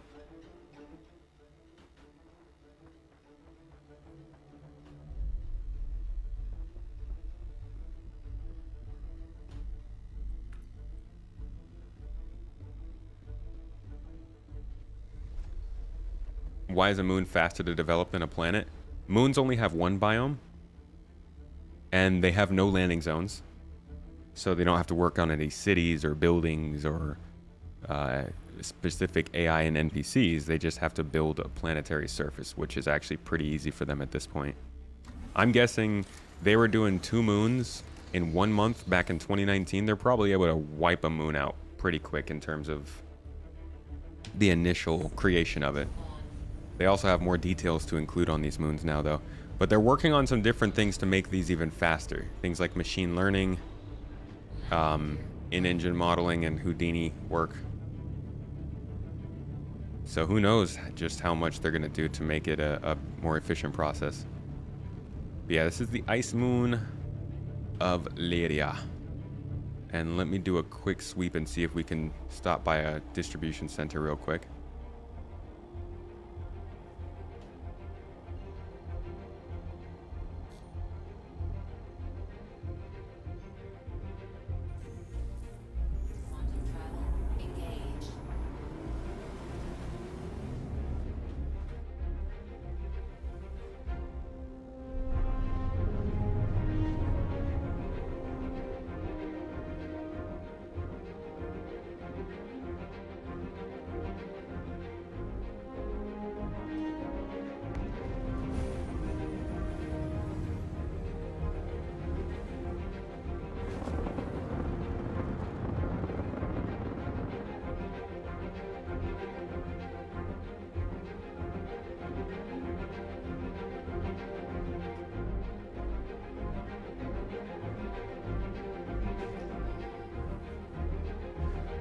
So like I said, ArcCorp doesn't have any land space for outposts and stuff, but if you do come out to the moons, it looks like there are more points of interest out here to make up for that, since they do want to have distribution centers that can transport cargo to and from the planetary system. And it looks like we got some ships out here. So these are the larger ground oh, wait, no, this is an outpost. Maybe they're not DCs. Maybe they are just regular outposts. Interesting. Oh, ow, ow. Okay. Okay, I'm sorry. We're gone. Jeez. Rude.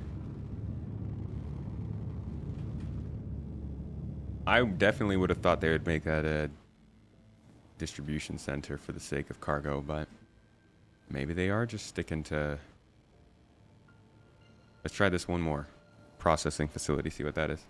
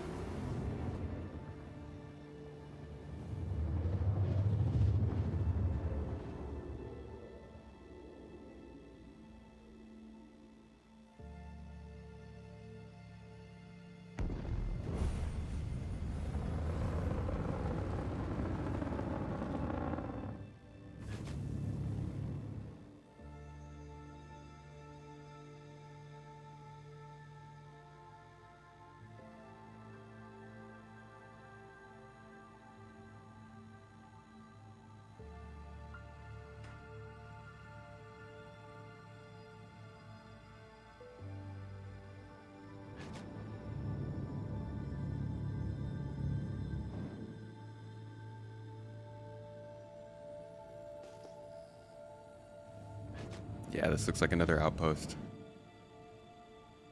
Just a processing facility. Mining stuff. Yeah. Makes sense. So there you go. That's something to keep in mind.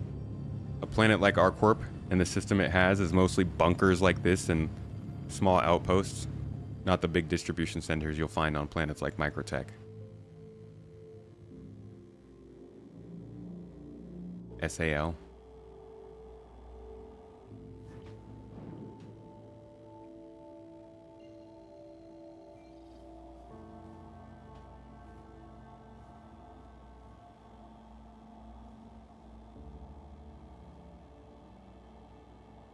There's other outposts out here that aren't exactly official. But we do not have time to stop at them. I've got to get going. We are... We're only on the second planet right now. Let's make our way over to Walla, the other moon of ArcCorp.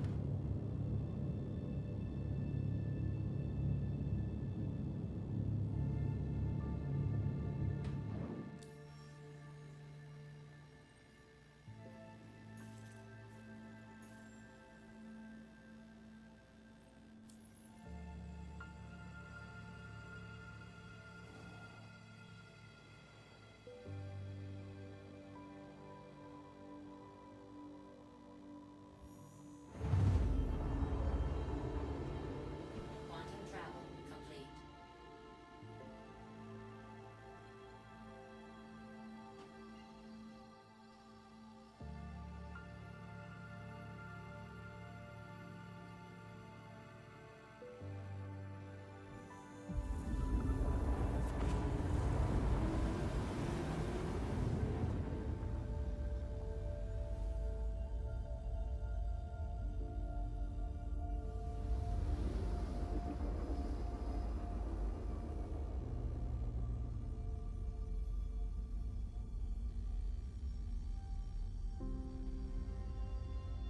Quantum travel complete.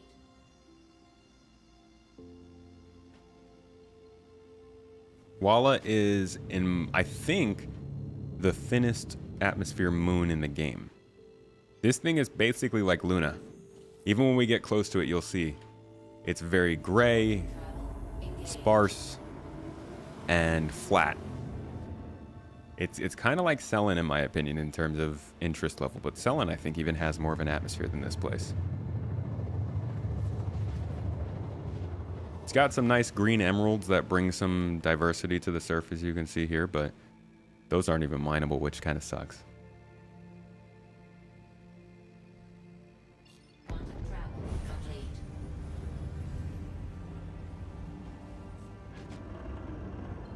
So another good place for low flying if you're into that.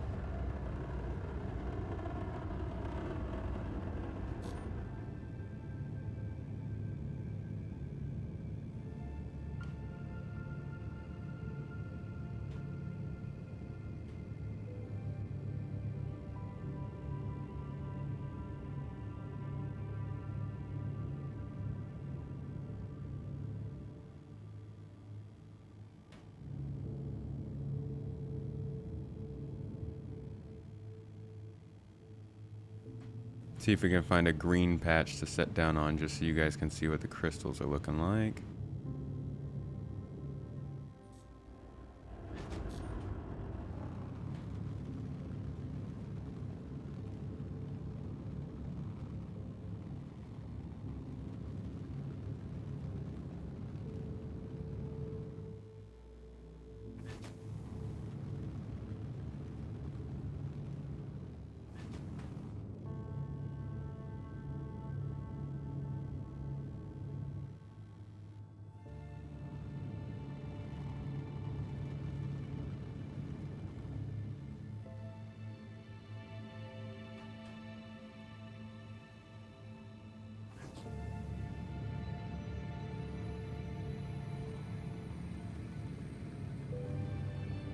There's some green.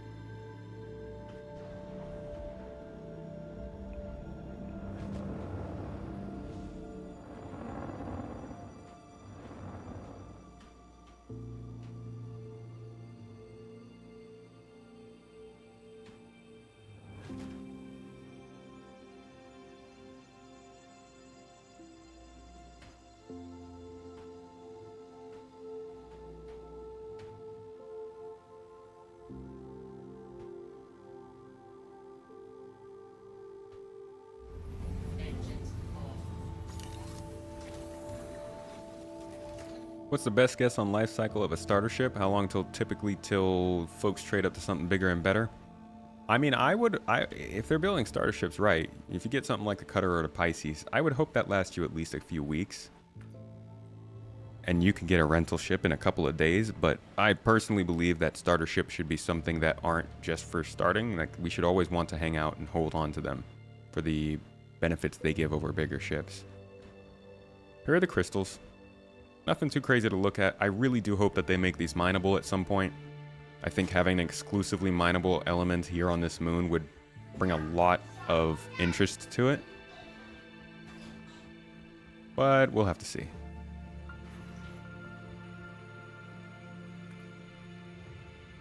Touring every moon, it must be really dry season. Wobster, go to my second YouTube channel and look at what the most viewed video is on there.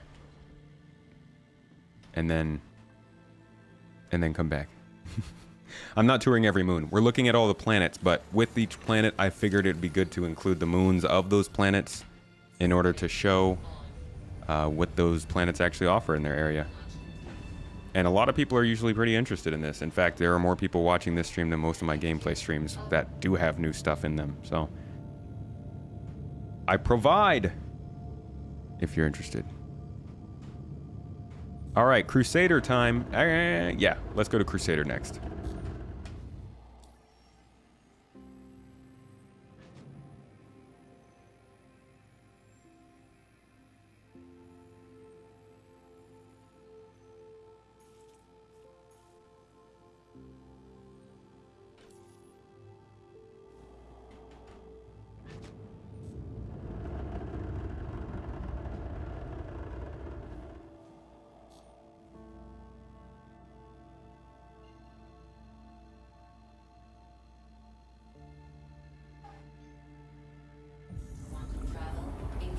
Alrighty, goodbye, ArcCorp.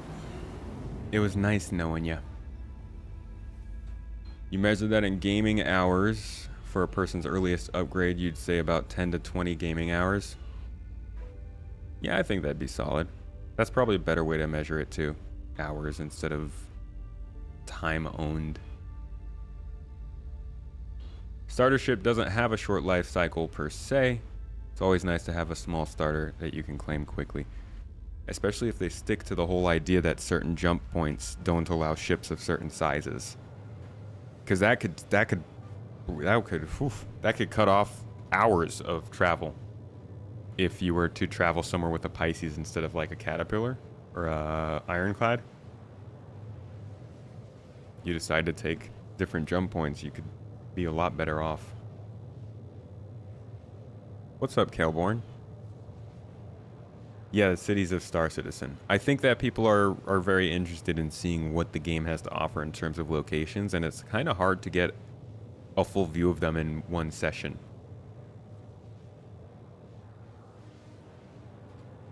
You only log on during IAE. You fully appreciate the tours to see how things are progressing visually.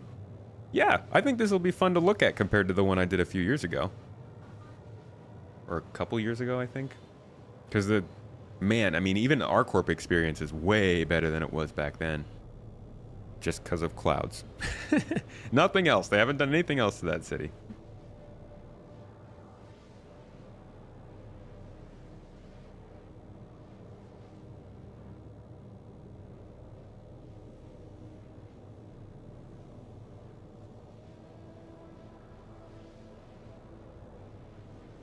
Been playing for 3 years now, and you used your Aurora yesterday. What did you use it for? What's the Aurora do?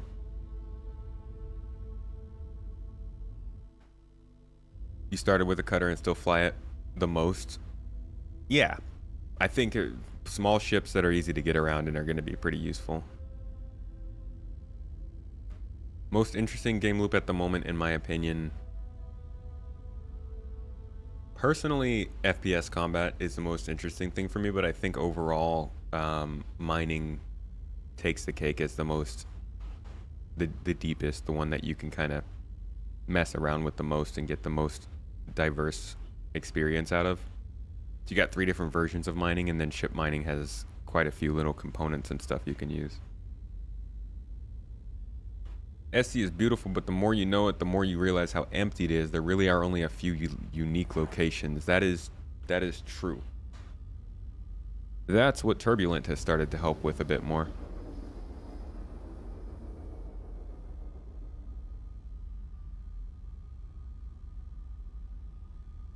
Except for the Aurora or Mustang, you doubt you'll ever use those. Your starter is the Titan. Can't imagine going smaller. Having an interior is pretty nice.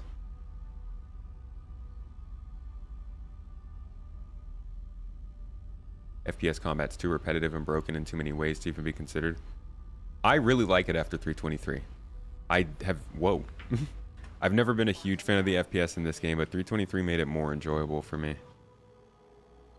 So this is Crusader, and I know I have the Crusader music we can listen to here. Right? Yeah. Crusader is a gas giant, and this one took a while for them to make because making all these clouds was not easy. So I'm going to show you the... This is not the right one. It's this one. Right? No, that's the same one. Something about wings. There we go. This is the Crusader music. All right, now we can make our approach. So, basically Cloud City here, if you haven't seen it before. We'll make the jump in here. It's a lot of fun because when you jump around Crusader, it takes you way up high and you get some great views. So, I'll go ahead and shut the heck up for that and let you guys just enjoy the view.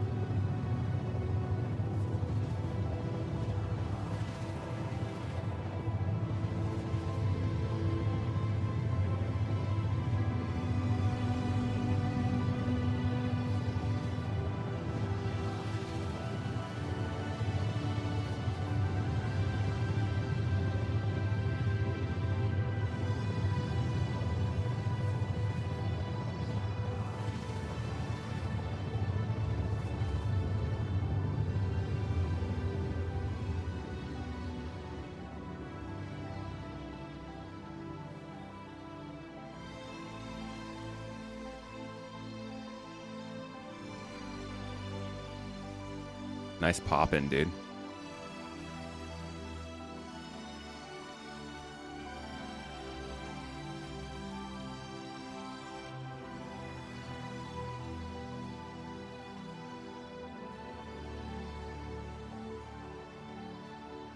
It's best when you come in here at sunset, obviously, as it does.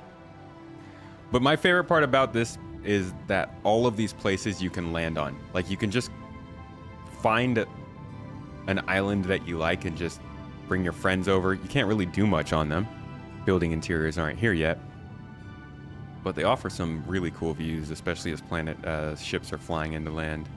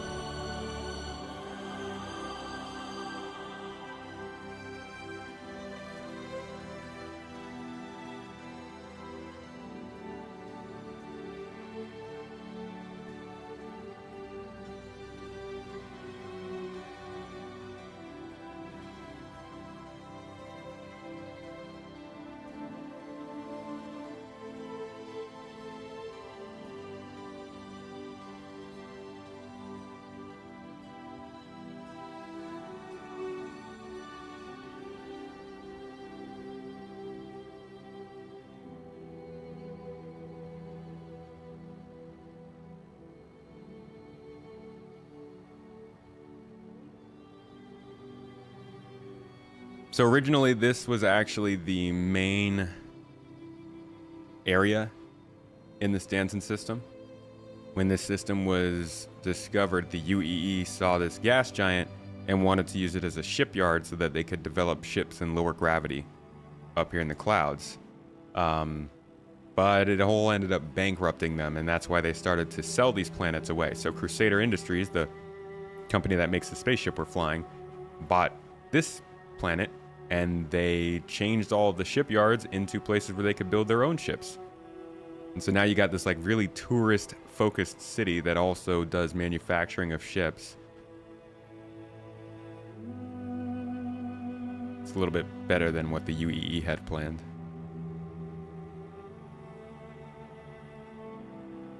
What the?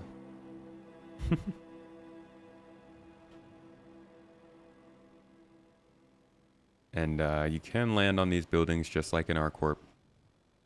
You can set down here, you can get your ground vehicles, you can drive all around these grassy pavilions. And in some places on the planet, these islands actually get taken over by gangs and you can go fight them and stuff. They're okay missions. They're alright.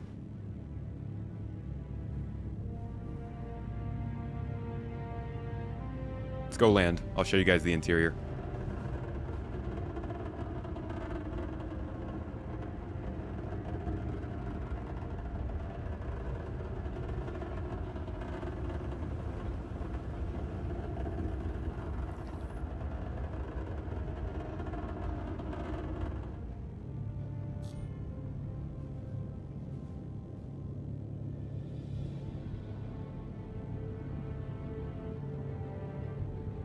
Oh, what the heck?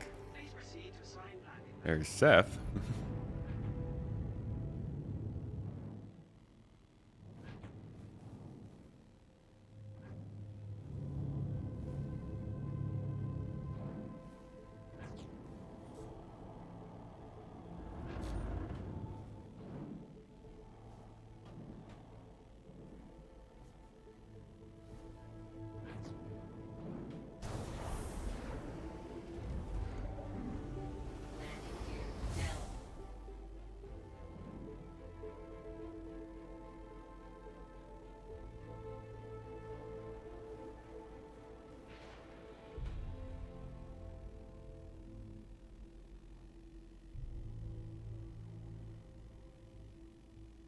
Landing. Landing complete.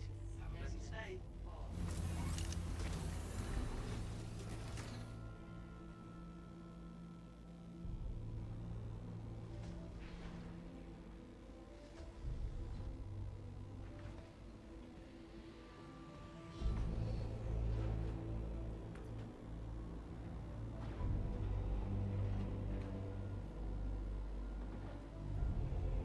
So these hangars are the first ones we're seeing that are a little bit different from that utilitarian style. A bit more high-tech, a bit cleaner, a bit more focused on aesthetics, which is kind of Crusader's takeover somewhere like ArcCorp or Hurston. Not to say that they're like some great company that does the best by their employees, but they care a little bit more about like what you think of them and how their stuff looks.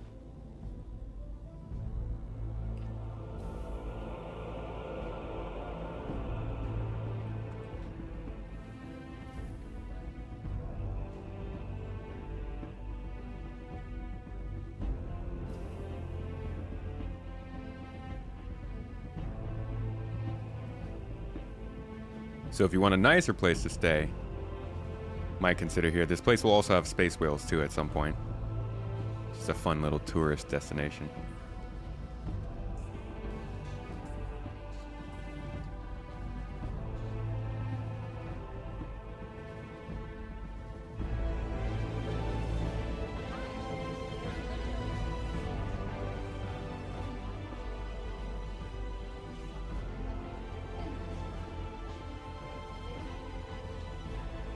This is very dramatic music for this walk. Just Star Citizen music playing. I feel like I should sprint for this part. Go, go, go, go, go, go, go, go. Go, go, go, go. Run.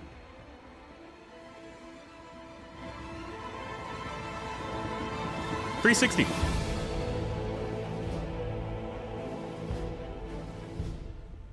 Okay, I'm not going to take you guys all the way into the city here because it's going to take a while and we've got to get going to the next planet. But I hope this gives you a little bit of a vibe of what this place offers. It's... You know what? Okay, fine. I'll take you into the city. We'll make it quick. You like that 360, dude? Oh, God. If only I could no-scope when I did that. Wow. Wow. Siege of Orison had your fiance rage quitting. Yes. Dynamic events. The easiest way to either make or break this game. Enjoying the view?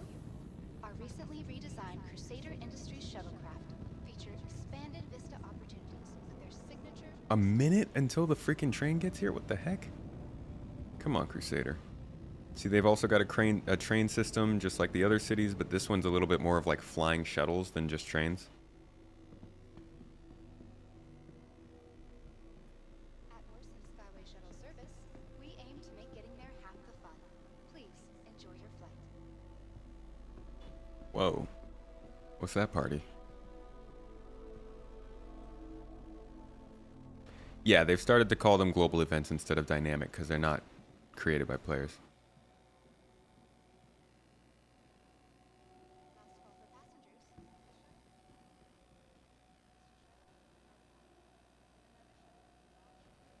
At Orison Skyway Shuttle Service, more flights means less worries. The next shuttle is approaching the station.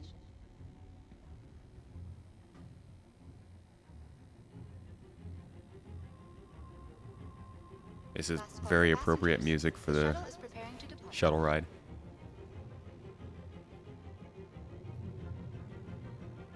Shuttle will be departing.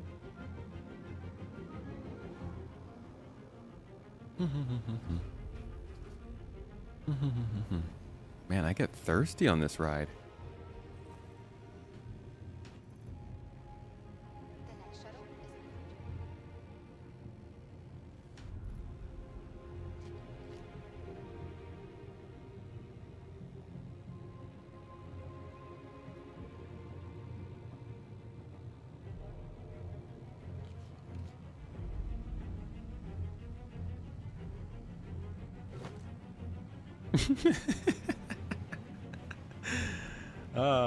Just littering on Orison. So yeah, all of these islands you can go to if you want. Not much to do there. Building interiors aren't making them very expansive, but you can go there.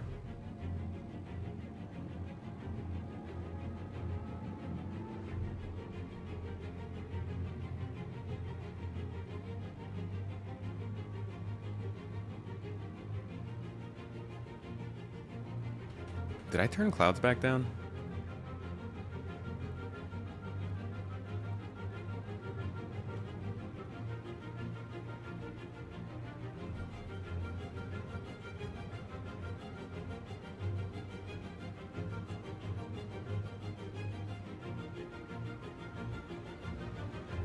So this is the Hab building where you would spawn if you lived here.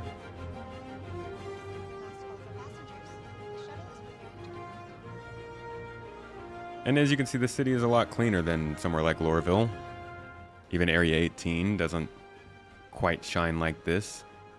We're supposed to be able to walk through these petals and they move, but that was, sheesh. I don't know where that is. You got a sculpture of space whales over there. It's pretty cool. Got some sounds to it. Really nothing else though, but I mean, it's a nice sculpture. Hospital over here. Pretty standard. It's the same as most of the other places. Like I said, when you're picking your home, it really depends on what you're in proximity to mostly. You're not going to get as good of components here as you will on ArcCorp. And you're obviously not going to get the ground gameplay that you do in Hurston. But a lot of people like this place for its beauty and for the moons of Crusader, which are actually pretty nice to visit. That's where we'll go next. Skyway Shuttle Service, we aim to make getting there half the fun. I mean, the views are really, really amazing here.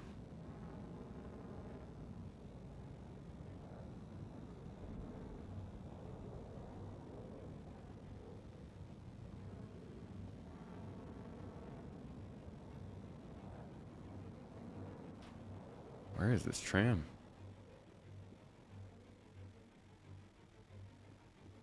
all military grade components here. Actually, yeah.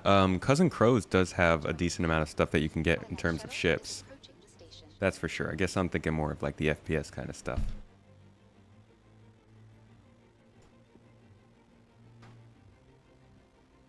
Oh, there's our ride.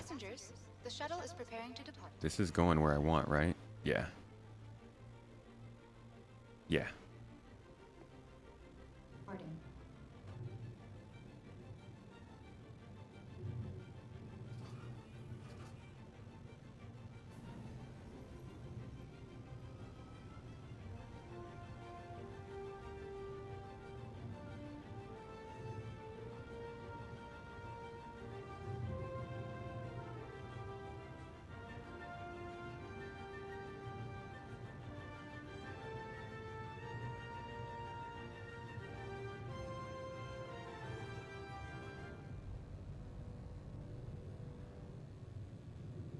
Supposedly the idea is all of this is in a really low orbit around the planet.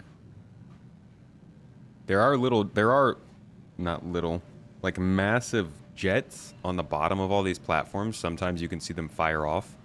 Supposedly they're there for like course correction and keeping the platforms afloat. But they could do more to sell the effect.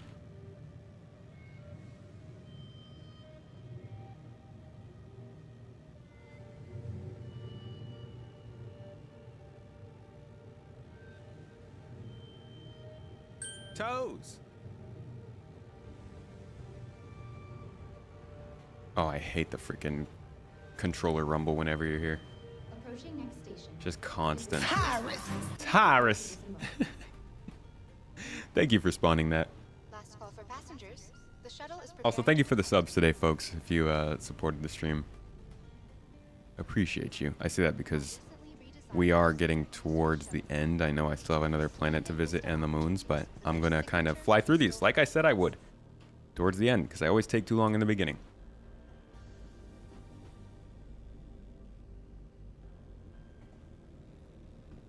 Why does it vibrate? Well, I think it's supposed to vibrate to reflect the jets on the bottom when they fire, but it just ends up doing it all the time, and it's very annoying. There is a buggy racing track on this planet, in this city, which is pretty, you know, fun to do. Fun to get into, but the one time I went there, somebody was just trying to kill me, so I said forget about it. Alright, first we're going to go to Daymar, then we'll hit up Selen, and we'll finish up with Yella before then making our way to MicroTech and seeing the last and furthest out planet from the star.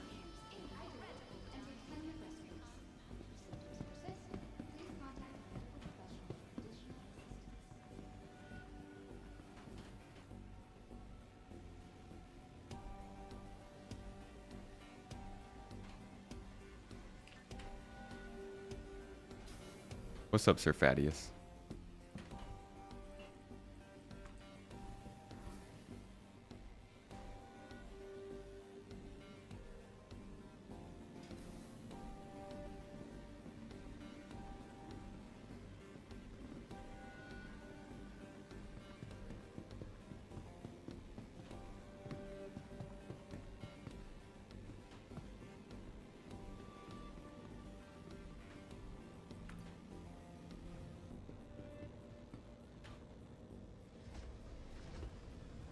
No, I haven't visited Grim Hex. That'll be with Yella.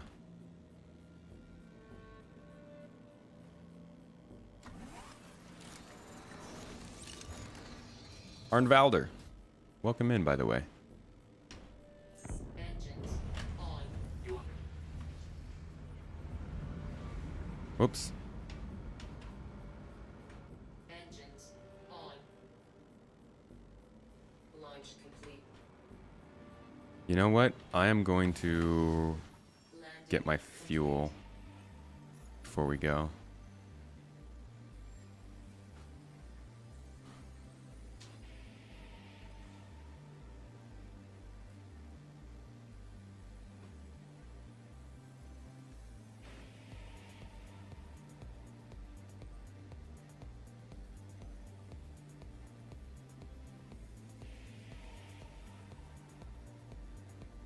Okay. We're just gonna process for a couple of hours.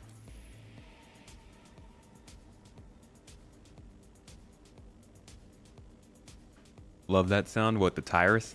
Tyrus. Fuel 100%.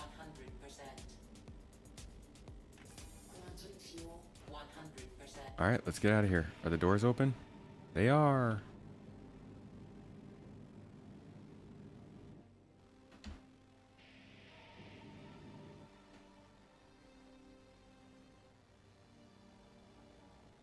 Thank you, and please visit again. And away we go.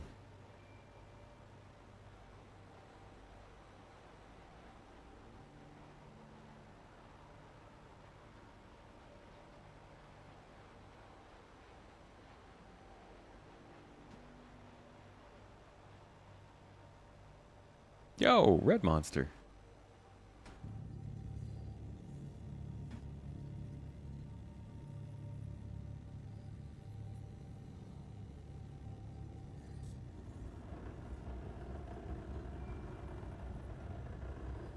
One thing people used to really hate about this place was how long it would take for you to get out of atmosphere to jump. It would take a long time. Like 3 to 5 minutes of just flying straight up into the air.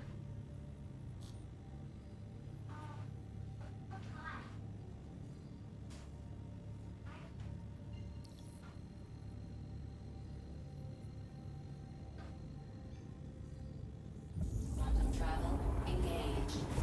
All right, first moon.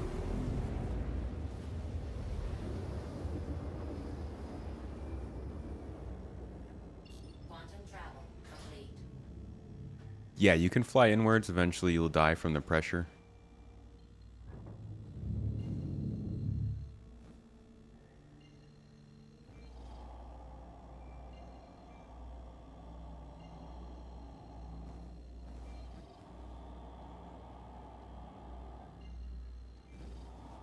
Let's go to the garden.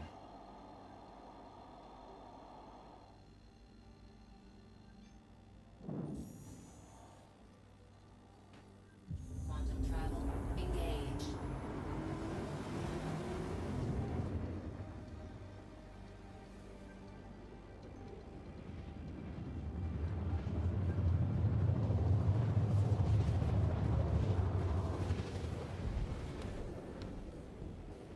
Weapons on. Systems off. Crusader Industries. Is the garden your home base? No, wouldn't that be great? Systems I on. think it's a drug stash house. I do really like this moon. They've done a lot to update it over the years, and it looks a lot better than when it first started. Canyons, dunes, craters, mountains, valleys, all kinds of terrain here on Daymar, and I think it's one of the best places to get into good ground gameplay.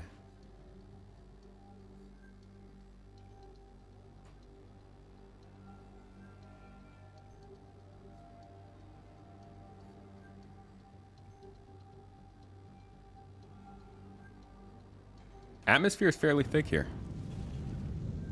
You know, our speed is definitely running slower than a lot of the other moons we've been to. And you can see it's pretty thick atmosphere here. One of the best parts about the moons here around Crusader, though, is how big Crusader is in the sky. And we'll probably see that on one of the other ones, because I don't think we're on the right side of this moon. But it looks really big and nice in the sky. It's a cool backdrop when you're just kind of hanging out and doing stuff around here. But as you can see, it's a pretty unique terrain.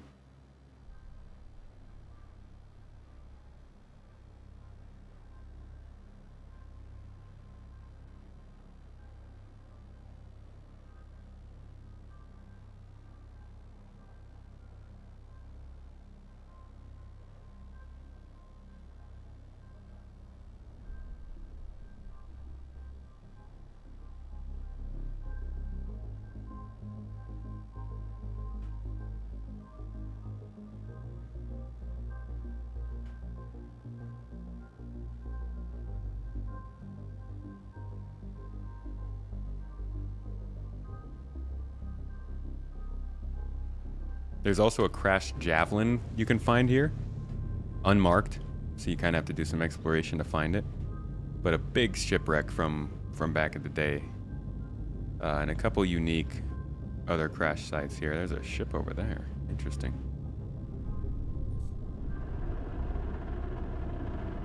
But yeah, this is Daymar. Little deserty moon. Let's check out Selin.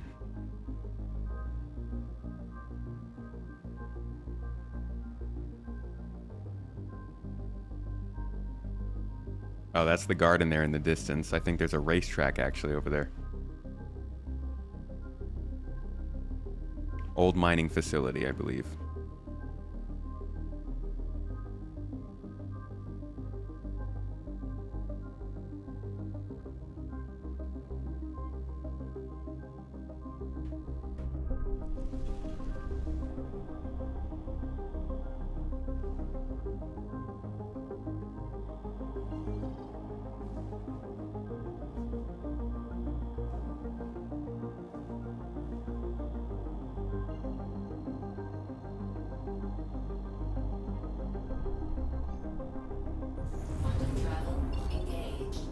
You got a destroyed cargo shipping station here. You can actually take on a narrative-based investigation mission in this location. It's got some voice acting to it, EVA gameplay. It's an interesting one. It's one of the older missions in the game, but it explains what happened to this space station, which I think is a cool touch, and I think probably something they'll do with a lot of space stations in the future in this game. So, some interesting legacy items out here too.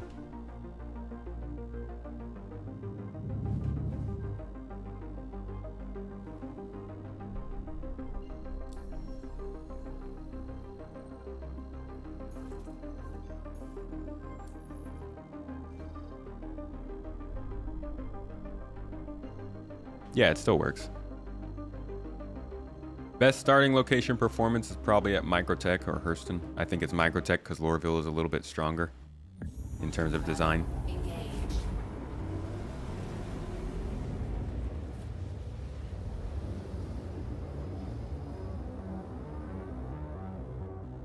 Quantum travel complete.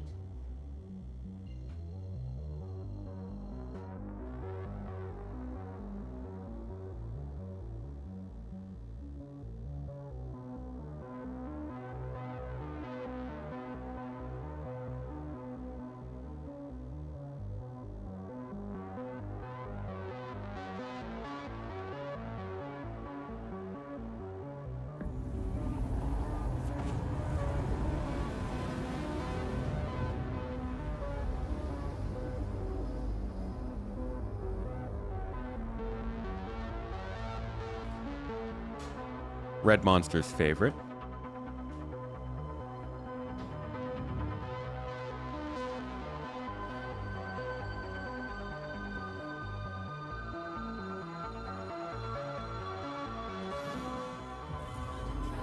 Engage.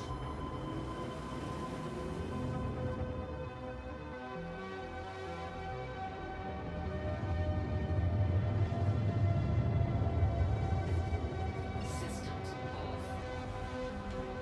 Crusader Industries, a journey breathtaking.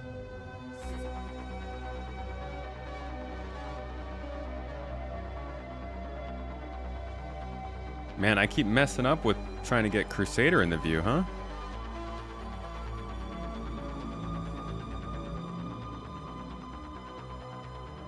Best exploration ship that doesn't cost a fortune. I mean, you could take really any starter out to do this kind of stuff. Make sure it has an interior and you'll be able to log out in those beds. Yeah, the cutter will allow you to do that.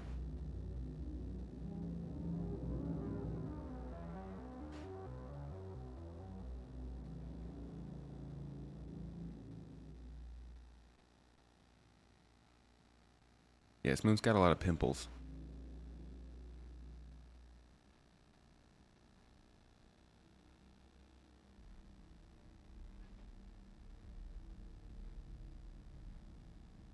Oh, don't tell people exploration won't be a thing for 5 years. That's wild. You can already benefit from exploration.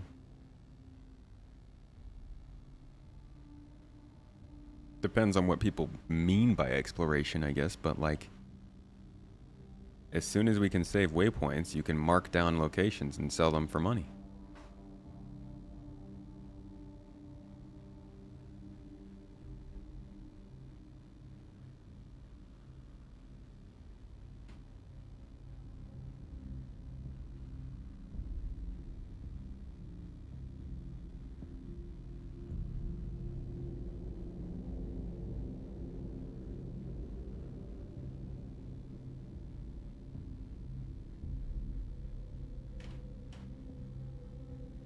So yeah, this is selling, and I mean it's got minables out here and stuff, but not as exciting in my opinion as something like Daymar. All right, next moon, we're headed out to Yella.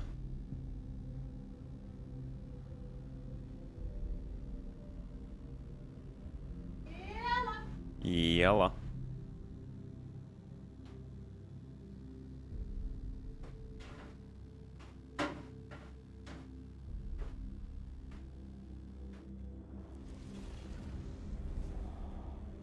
And Yella actually has another landing zone.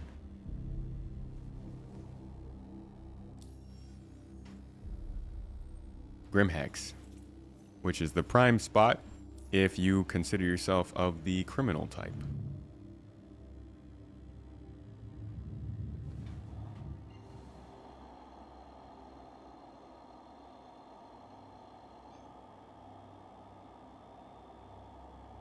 Quantum travel engaged.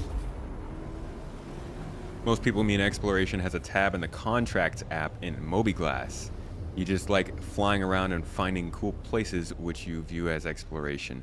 What would you consider to be like an exploration mission in the contract tab? You're talking about proper fleshed out gameplay career loop, not just makeshifting and classifying it as exploration based on your definition. Remember when CR said you could... Oh. Remember when CR said you could find a system, it would be named after you? Oh God, if you were waiting to be able to find a new star system to consider exploration in this game, then yes, by all means, I would say 5+ years is how long you'll be waiting.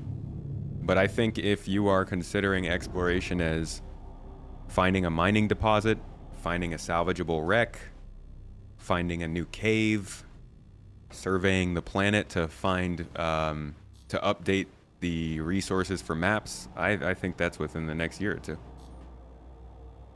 They haven't said when shareable locations will be, but I'm thinking probably in the next couple updates, considering they've updated the star map and have started adding waypoints to the game.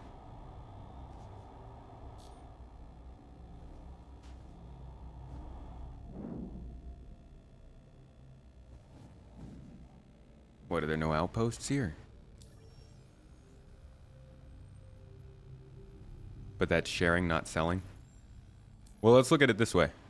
You can share cargo right now, but you can also, like, ask for money for that cargo.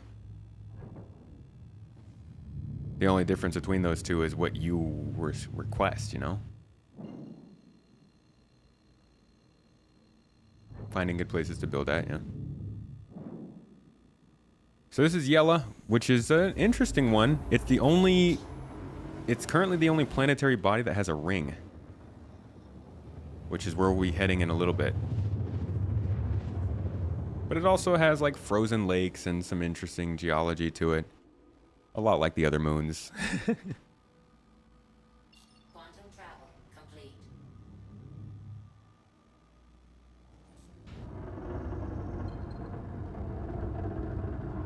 Like, I think exploration for them is soft launching with quantum boost. That seems to be really where they want most of the exploration to take place. You get into an area, you scan for a couple dozen thousand kilometers, and then you can quantum boost manually in whatever direction you want to find the points of interest.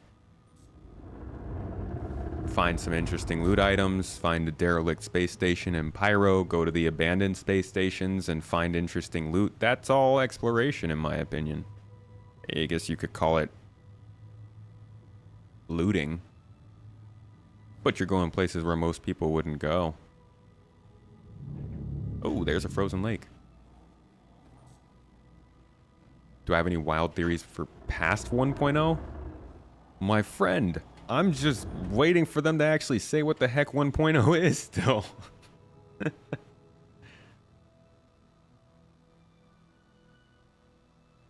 So here's one of these lakes, and they don't offer anything really spectacular, but they're cool areas. Unique to the moon, at least. Yella has a... At least it's more interesting than Cellin. But the real interesting part of Yella is the asteroid belt, which has the only pirate base in the game right now.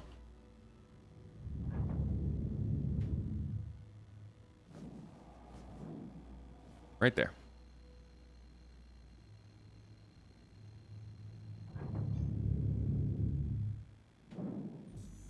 Quantum travel engaged. Quantum travel complete. To you, exploration of finding cool things on your own without someone telling you to, and trying to sell that information. Someone tells you where to look for something, did you really explore for it? They also showed us that they were going to have maps downloadable last year. And I think probably they will have us do scanning of planetary bodies to keep maps updated that people can download. That seems like an obvious choice for exploration missions as well if you want something that's more packaged.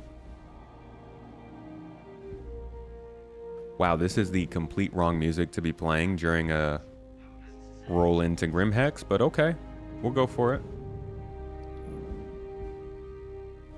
They're not skipping beta. I think 1.0 will kind of be what feels like the beta, but there will be an optimization phase for this game, for sure.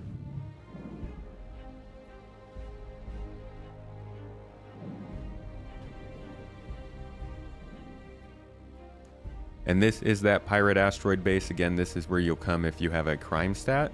This is really the only safe place to play, or to spawn.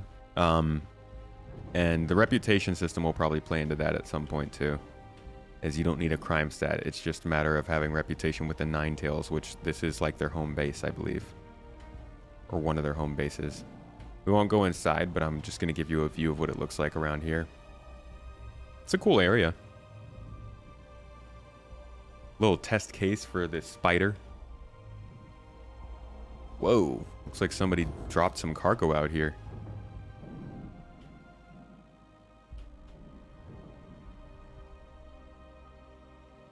Whole bunch of cargo.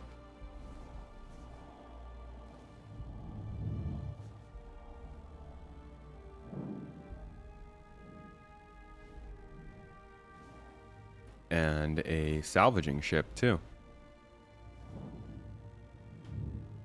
It's a little bit dangerous to hang around this place because you don't get a crime stat out here.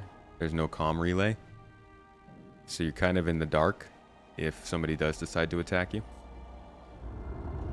But there's a whole interior here. It's just like the cities that we've been to. It's just inside of an asteroid instead of on a planet. And if you want, come by and visit and see what they offer. A couple interesting items like hacking tools or hacking chips. But yeah, that's Yella. Let's head to MicroTech. Our last planet. Kind of outer rim. Little chilly.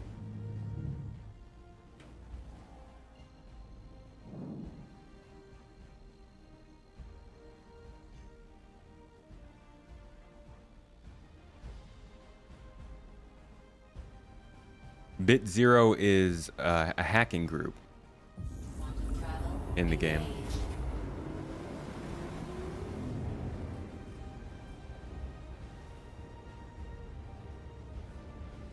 What's up, Z Cattle?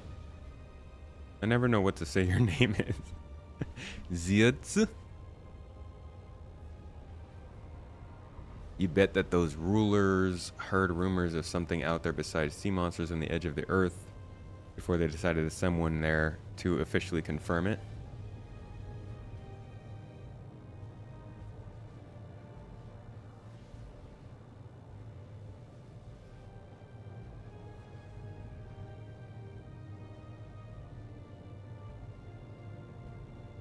New Babbage should have claws too. Oh yeah, cat works. Okay, I'll remember that one. Maybe you could find an Astro Historian video that'll tell you more about Bit Zero and other factions. Oh, Astro Historian will hook you up with faction talk. I don't know about Bit Zero because they're kind of newer to the game. I don't know how much lore we have on them. But he'll be able to tell you more about the Hurstons that we talked about, Crusader. I don't know about ArcCorp, but yeah, I would definitely hit up his channel for more information on that stuff.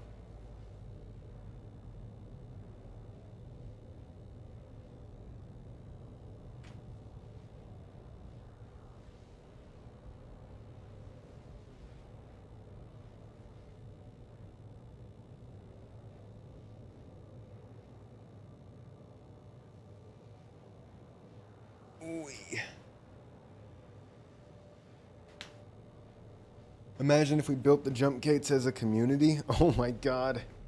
You had to haul the cargo. All of the supplies that a jump gate needs to be constructed. That's a big yikes.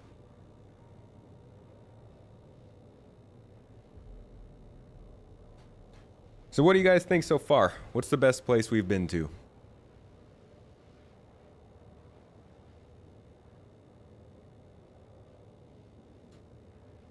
Elite Dangerous, kind of like a community building events.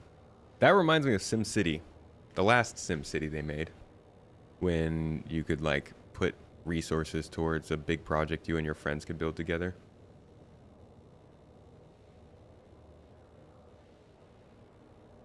Mrs. Tomatoes almost got dinner ready. Yeah. Daymar is the best place so far. Mabutu Orison, Town Scott Orison. Okay.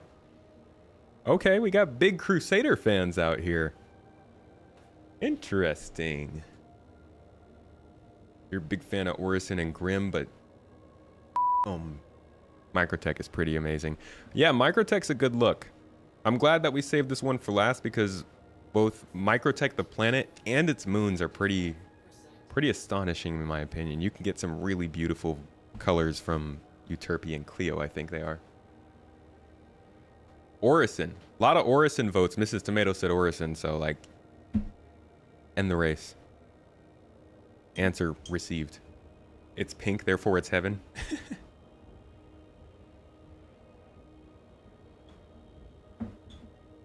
MicroTech best starting point. I like MicroTech, but man, it's just all the way out here. Especially when cargo hauling gets serious again. Hurston just seems like such a great spot to be for that kind of stuff. Although, yeah, I mean, maybe once the jump points are in the game, there will be less of a reason to not be at MicroTech, but still, Hurston's in the middle. So much good shipping you're going to be able to get as a cargo hauler. Area 18 for your services, Orison for the looks. Grimm for the win. Ain't nobody interested in Hurston out here, though. Talk shit about them the whole time. I mean, they're mean people. So we're not picking them. Ah, it's still a good place to be. If you know, don't mind your human rights getting violated. So maybe we mind. Sound like a loser to me. You sound like a nanny. Oh, in California. You're in the nanny state. MicroTech. All right. So this is a great spot to be. And yeah, Vassen, you got a point. More remote out here at MicroTech. You're going to have maybe less players coming around. As you can see, this one actually looks the most like Earth. It's got good greens. It's got snowy patches. Let us find a good spot that's got all the things. In fact, I think we might even be able to find a river out here. The Hurstons provide a stable workforce for the UEE. Thank you, Colossal. You're the only one who really cares about the health of our system. They are a great family. Okay, I wouldn't go that far. Whee! MicroTech.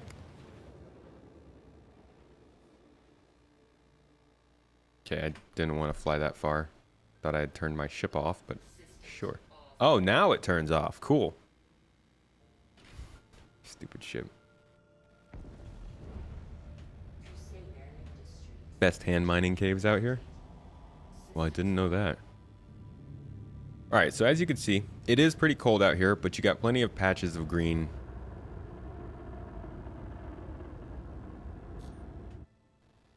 And a wide variety of climates. This is like the best showcase of their temperature and humidity map setting system that we looked at the last stream.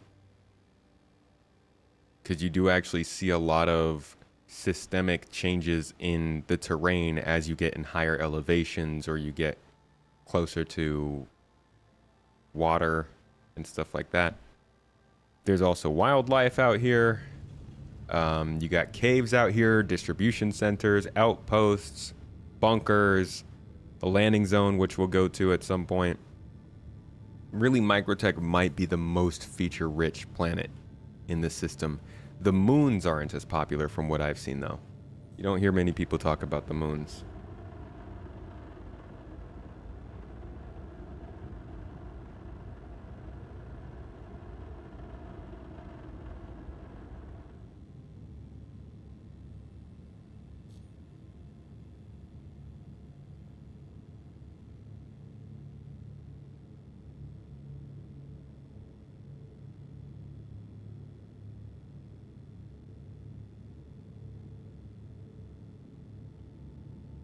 Yeah, the tutorial is available here too, and ArcCorp.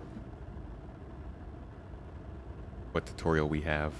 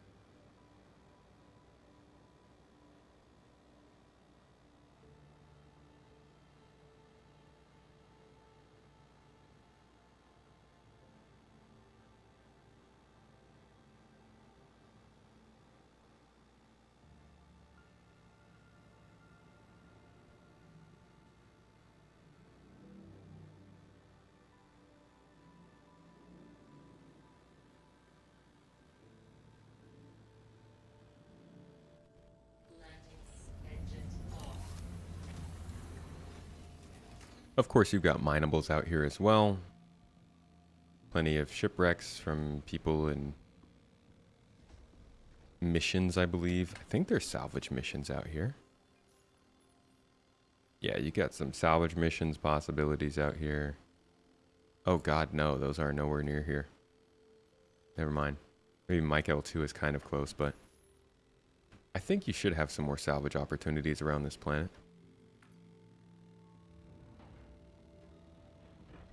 Obutu saying safest place to do cargo hauling. And like the most diversity in foliage. Oh, can I get back up here? We better hope so. Oh boy, I might have just screwed myself over. There we go. Oh, and I don't even have a helmet on. Look at me. Living it up. Yeah, this one feels the most like Earth. And I really like the scale of being able to fly in over these snowy mountains, land in a valley, and then look and see just how far away they are.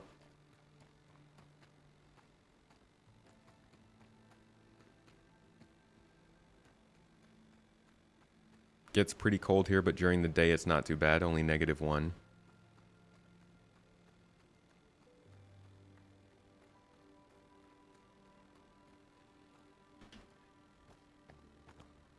Yeah, I like this place. I mean, it's picturesque. Good place to set up a base whenever you can, someday, somewhere, a couple of decades from now.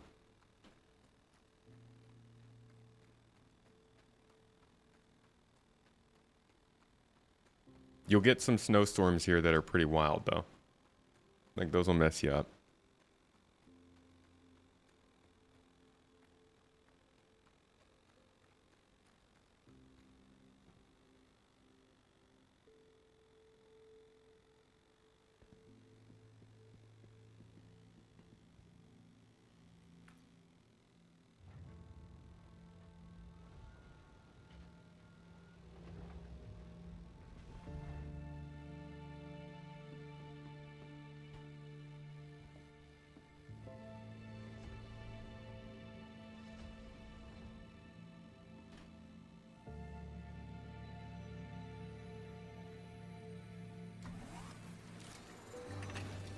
All right, let's go see the landing zone here, and then we'll see the moons and wrap things up. Engines on. Launch complete. Landing gear off. Are those minables or are those ships? Toes. Oh, are these little copions? All right, hold on. We can see the wildlife here. I actually have not seen these guys yet. We just randomly ran into a pack of wildlife out here. That's kind of fun. Oh, okay. Let's not land right next to them. Less engines off.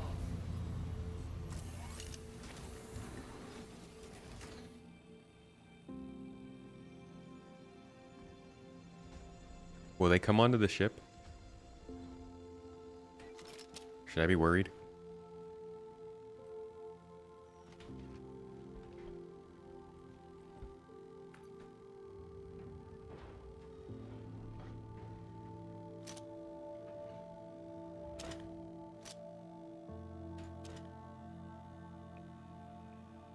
Hey!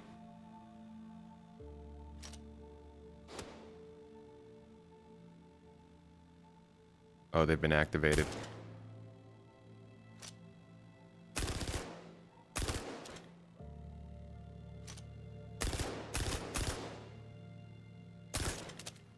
Bunch of wimps. You just running away? Can they not tell because I'm not on the ground?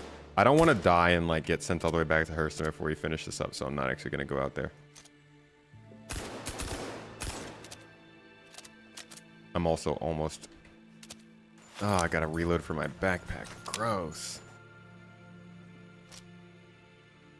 Also, this heavy armor is messing me up. Okay, yeah, I'm not interested in dying right now, to be honest.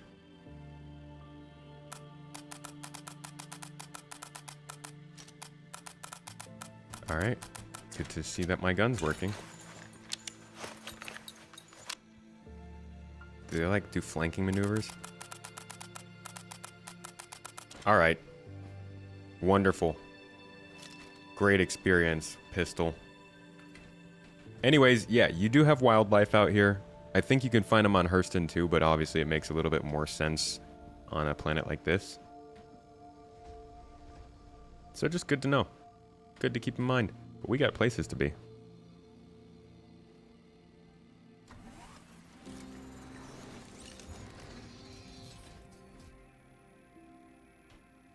Engines on.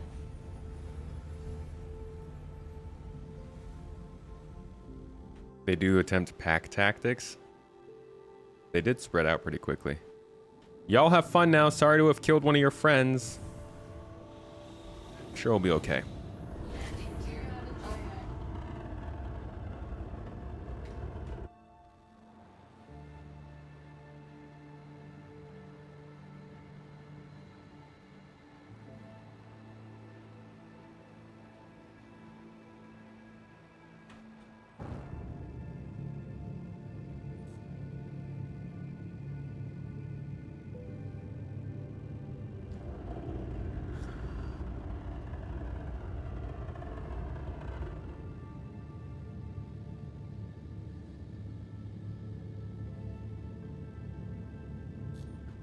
Alrighty.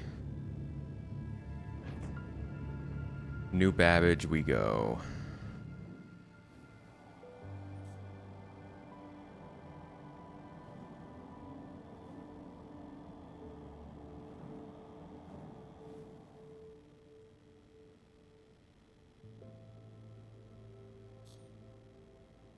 Use the ship weapons. Rude. I'm not that cruel.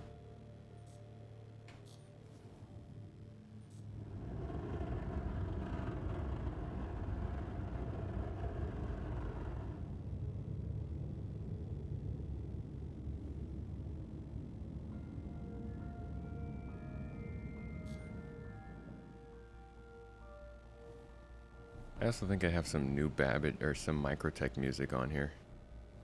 It's not like official, but it is a song that we made for New Babbage for my MicroTech cinematic.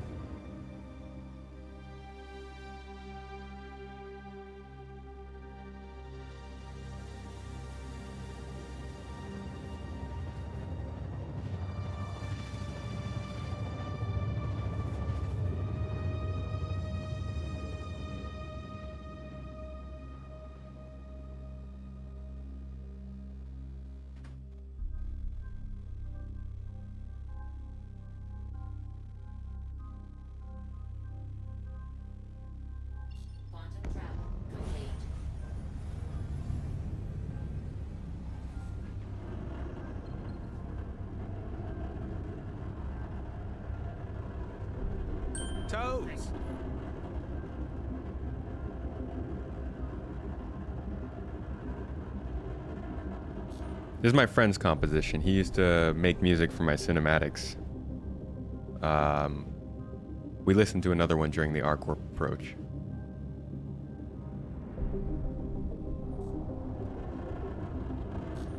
If you go on my YouTube channel and search for MicroTech or just MicroTech Cinematic on YouTube, you'll find the cinematic I made of this planet with this song.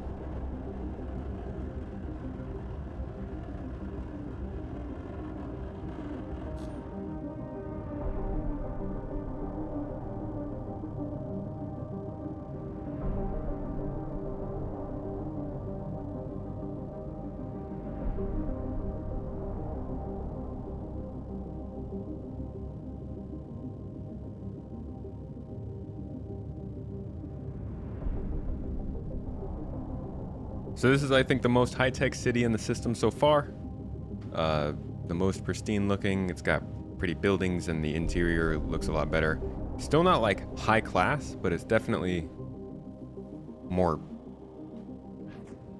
I don't know, techie. Some people would say it's kind of like if Apple made a city. There's actually a store in this city that looks a lot like the Manhattan Apple store in real life.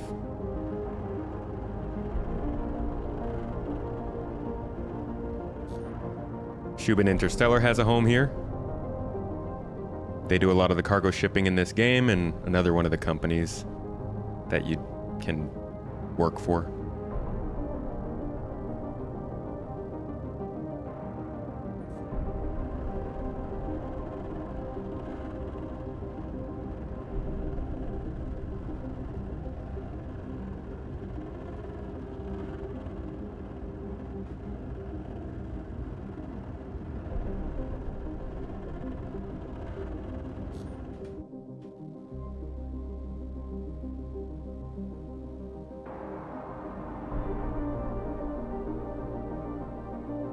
This is the apartment building where you would spawn if you made this place your home.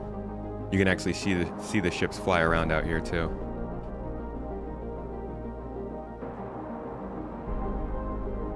Spaceport out there in the distance. And then this small bubble habitat is where most players spend their time.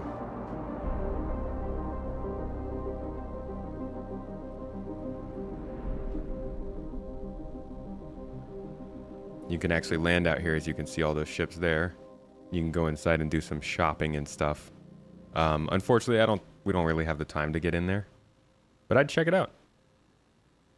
If you enjoy this sort of aesthetic, you can tell what it looks like from the outside mostly. And it's a cool place.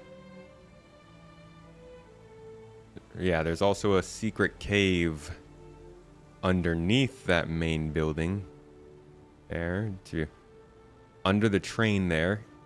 If you drive down on the ground, you can get to a secret little cave down there that the developers put in the game.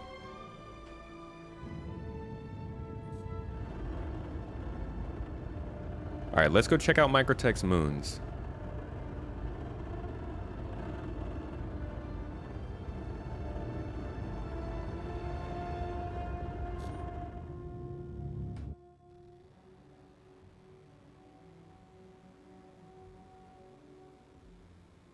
Pregnancy and heat are an exhausting combination. I hope it's going well for you. I imagine the summer is not easy during that kind of time.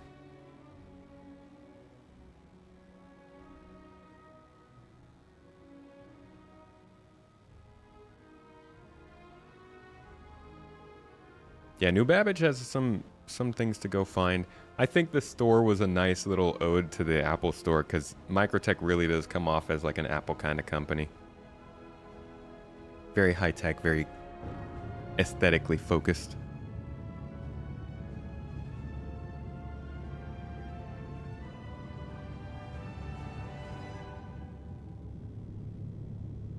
There's a local low-orbit space station where you can spawn at if you decide to make this place your home.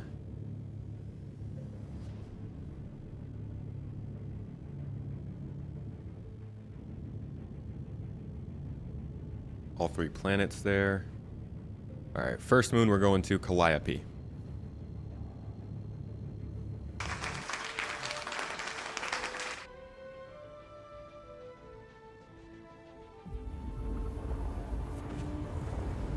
Taryn, thank you so much for the 100 bits. You're a homie. Appreciate your support.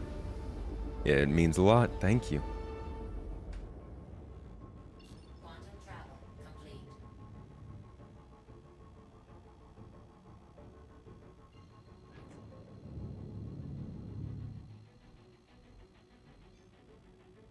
Quantum travel engaged.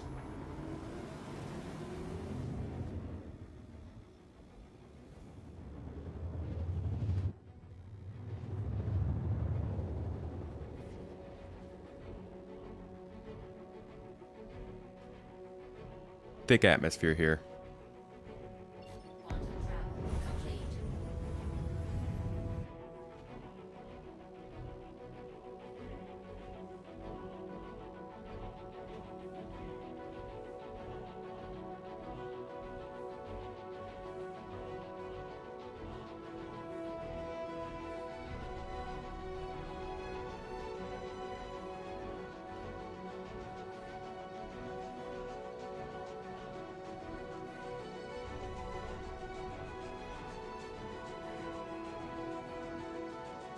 This kind of has like a Venus feel to it from the pictures we've seen, huh?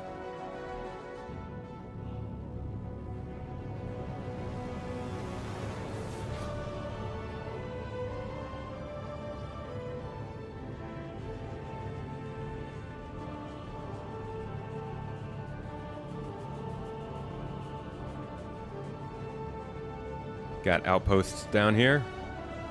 Controlled by Ninetales, though. Interesting.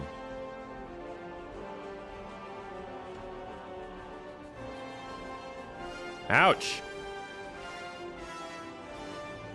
Leave me alone! Oh my god! Sheesh, they broke off my wing! We're just touring.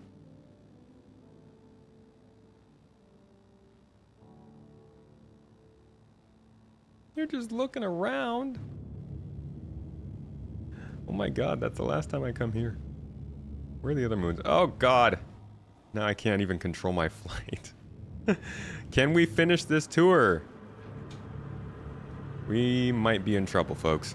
Luckily, the next two moons are right next to each other, so even if we can't make it to one, we'll be able to see both. I actually really like how close they are. These are the two most close astronomical objects in the whole game to each other, and you can get some really, really cool looks at them.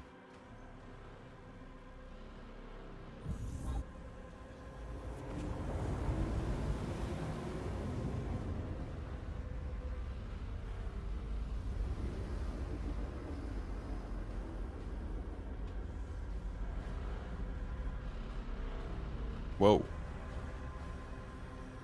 That came out of nowhere. So we came to the closer moon. I believe this is Cleo Euterpe.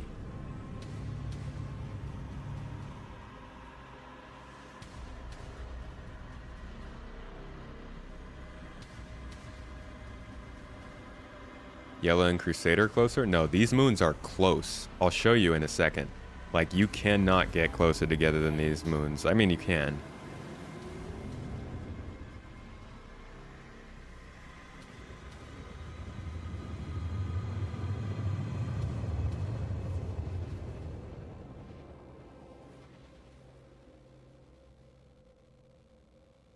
So here's a pretty big location on this moon.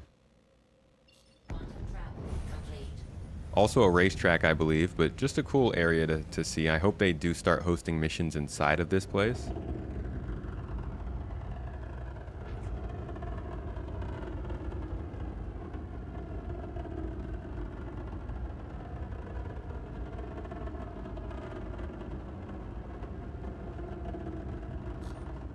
I imagine the cargo runs around the MicroTech system of moons and planets going to be pretty cool.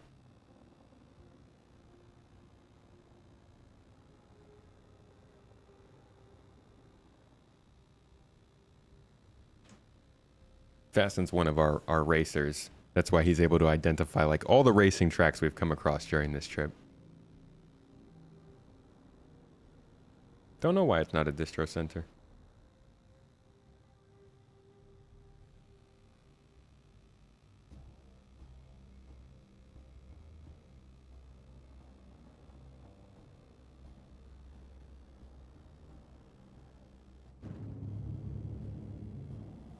Whoa, and then the last moon we're gonna go see.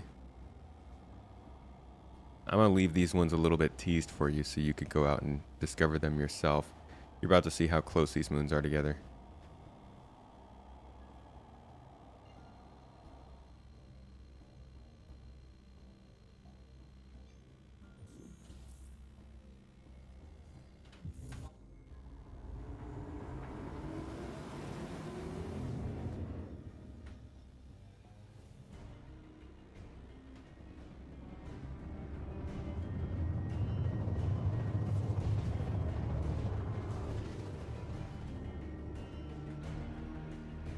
Crusader Industries, a journey worth taking.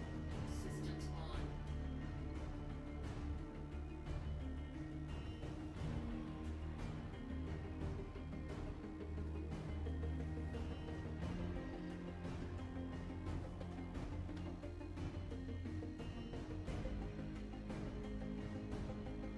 Yeah, you can definitely see it, so I am just missing it right now. Engage. Quantum travel complete.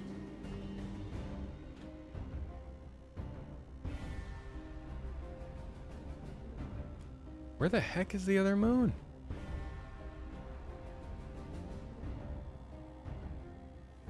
Is that it? No, that's MicroTech. Ah, it's on the... Of course.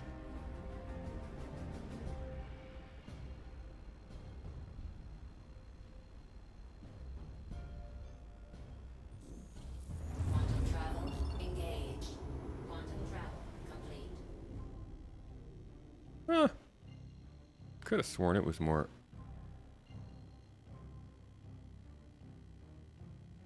I guess we flew past that one to get here. I could have sworn you could see them when you were at one, you could see the other. Interesting. Did they change that? Oh, it's because they're basically, they're like not rendering in for some reason. Yeah, that's weird. They're just not rendering.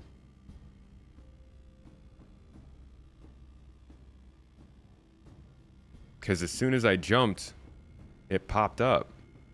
What's up with that, man? That's like one of the coolest effects in the game. See, it's not even there, and then I quantum travel, and suddenly it's there. But you can tell by the trip just how close we are. Like, it takes 2 seconds to quantum from one to the other. These are 14 million kilometers away from each other, 14 million meters away from each other. Anyways, here's Cleo. Very green. It's beautiful, honestly. Let's go check it out.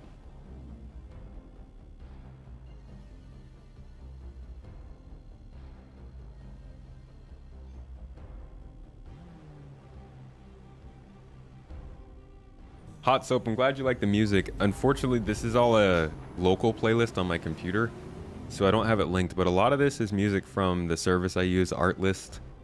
Some of it is music that me and my friend made for some of our videos. And some of it is Star Citizen music. A lot of it's been Star Citizen music, actually. We do have a referral code for Artlist if you want to sign up for that. I like it better than Epidemic.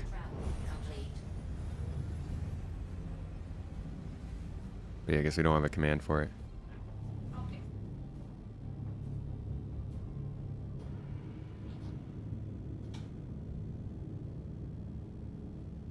So here is Cleo, right? This is Cleo, right?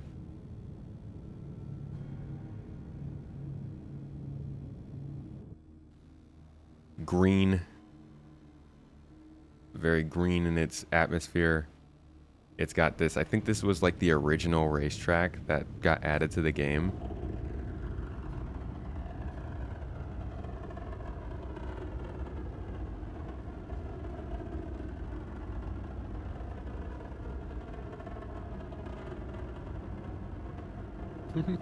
Taryn said, just got out of some boring meetings. Glad to see you, Tomato. It's Wednesday and time for the weekly Pizza Biddies. Dinner is on me. Thank you, Taryn. Taryn has been coming by and dropping bits in this chat for like 2 years straight, if not more. That kind of support goes so much further than you think, man. Thank you so much for that. Oh, I got boo-booed by Ninetails. They were shooting me as I flew past their outpost. 75%.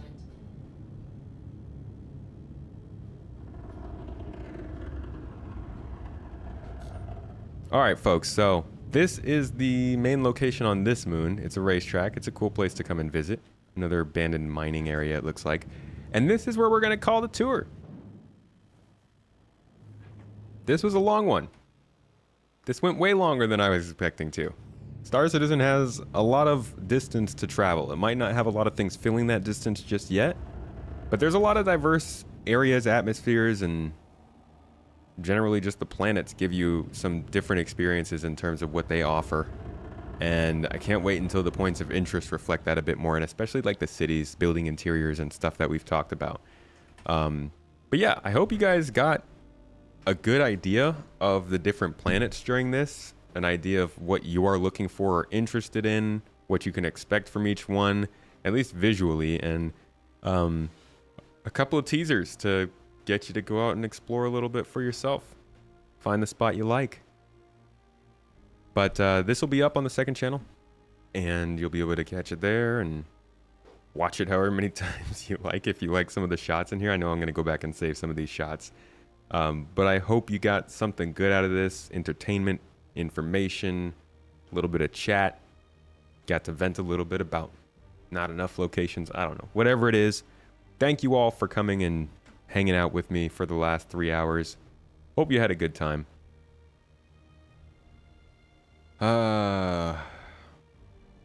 What are we gonna do today?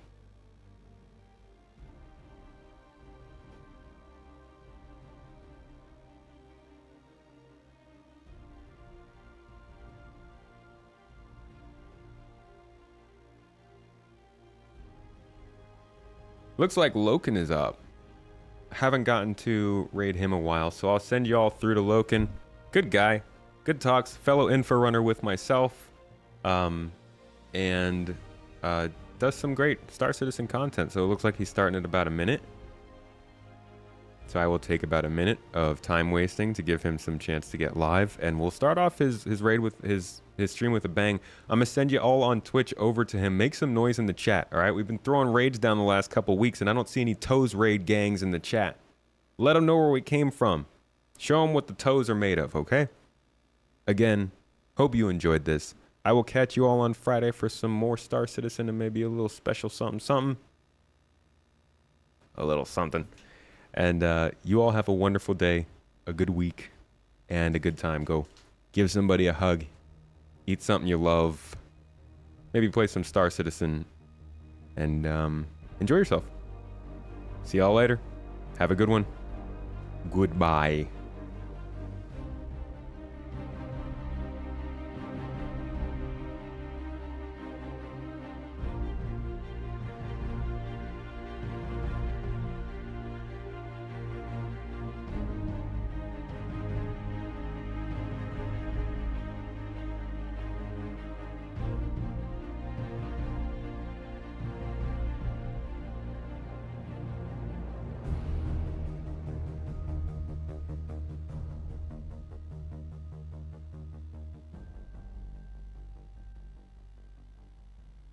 Have you stitched back together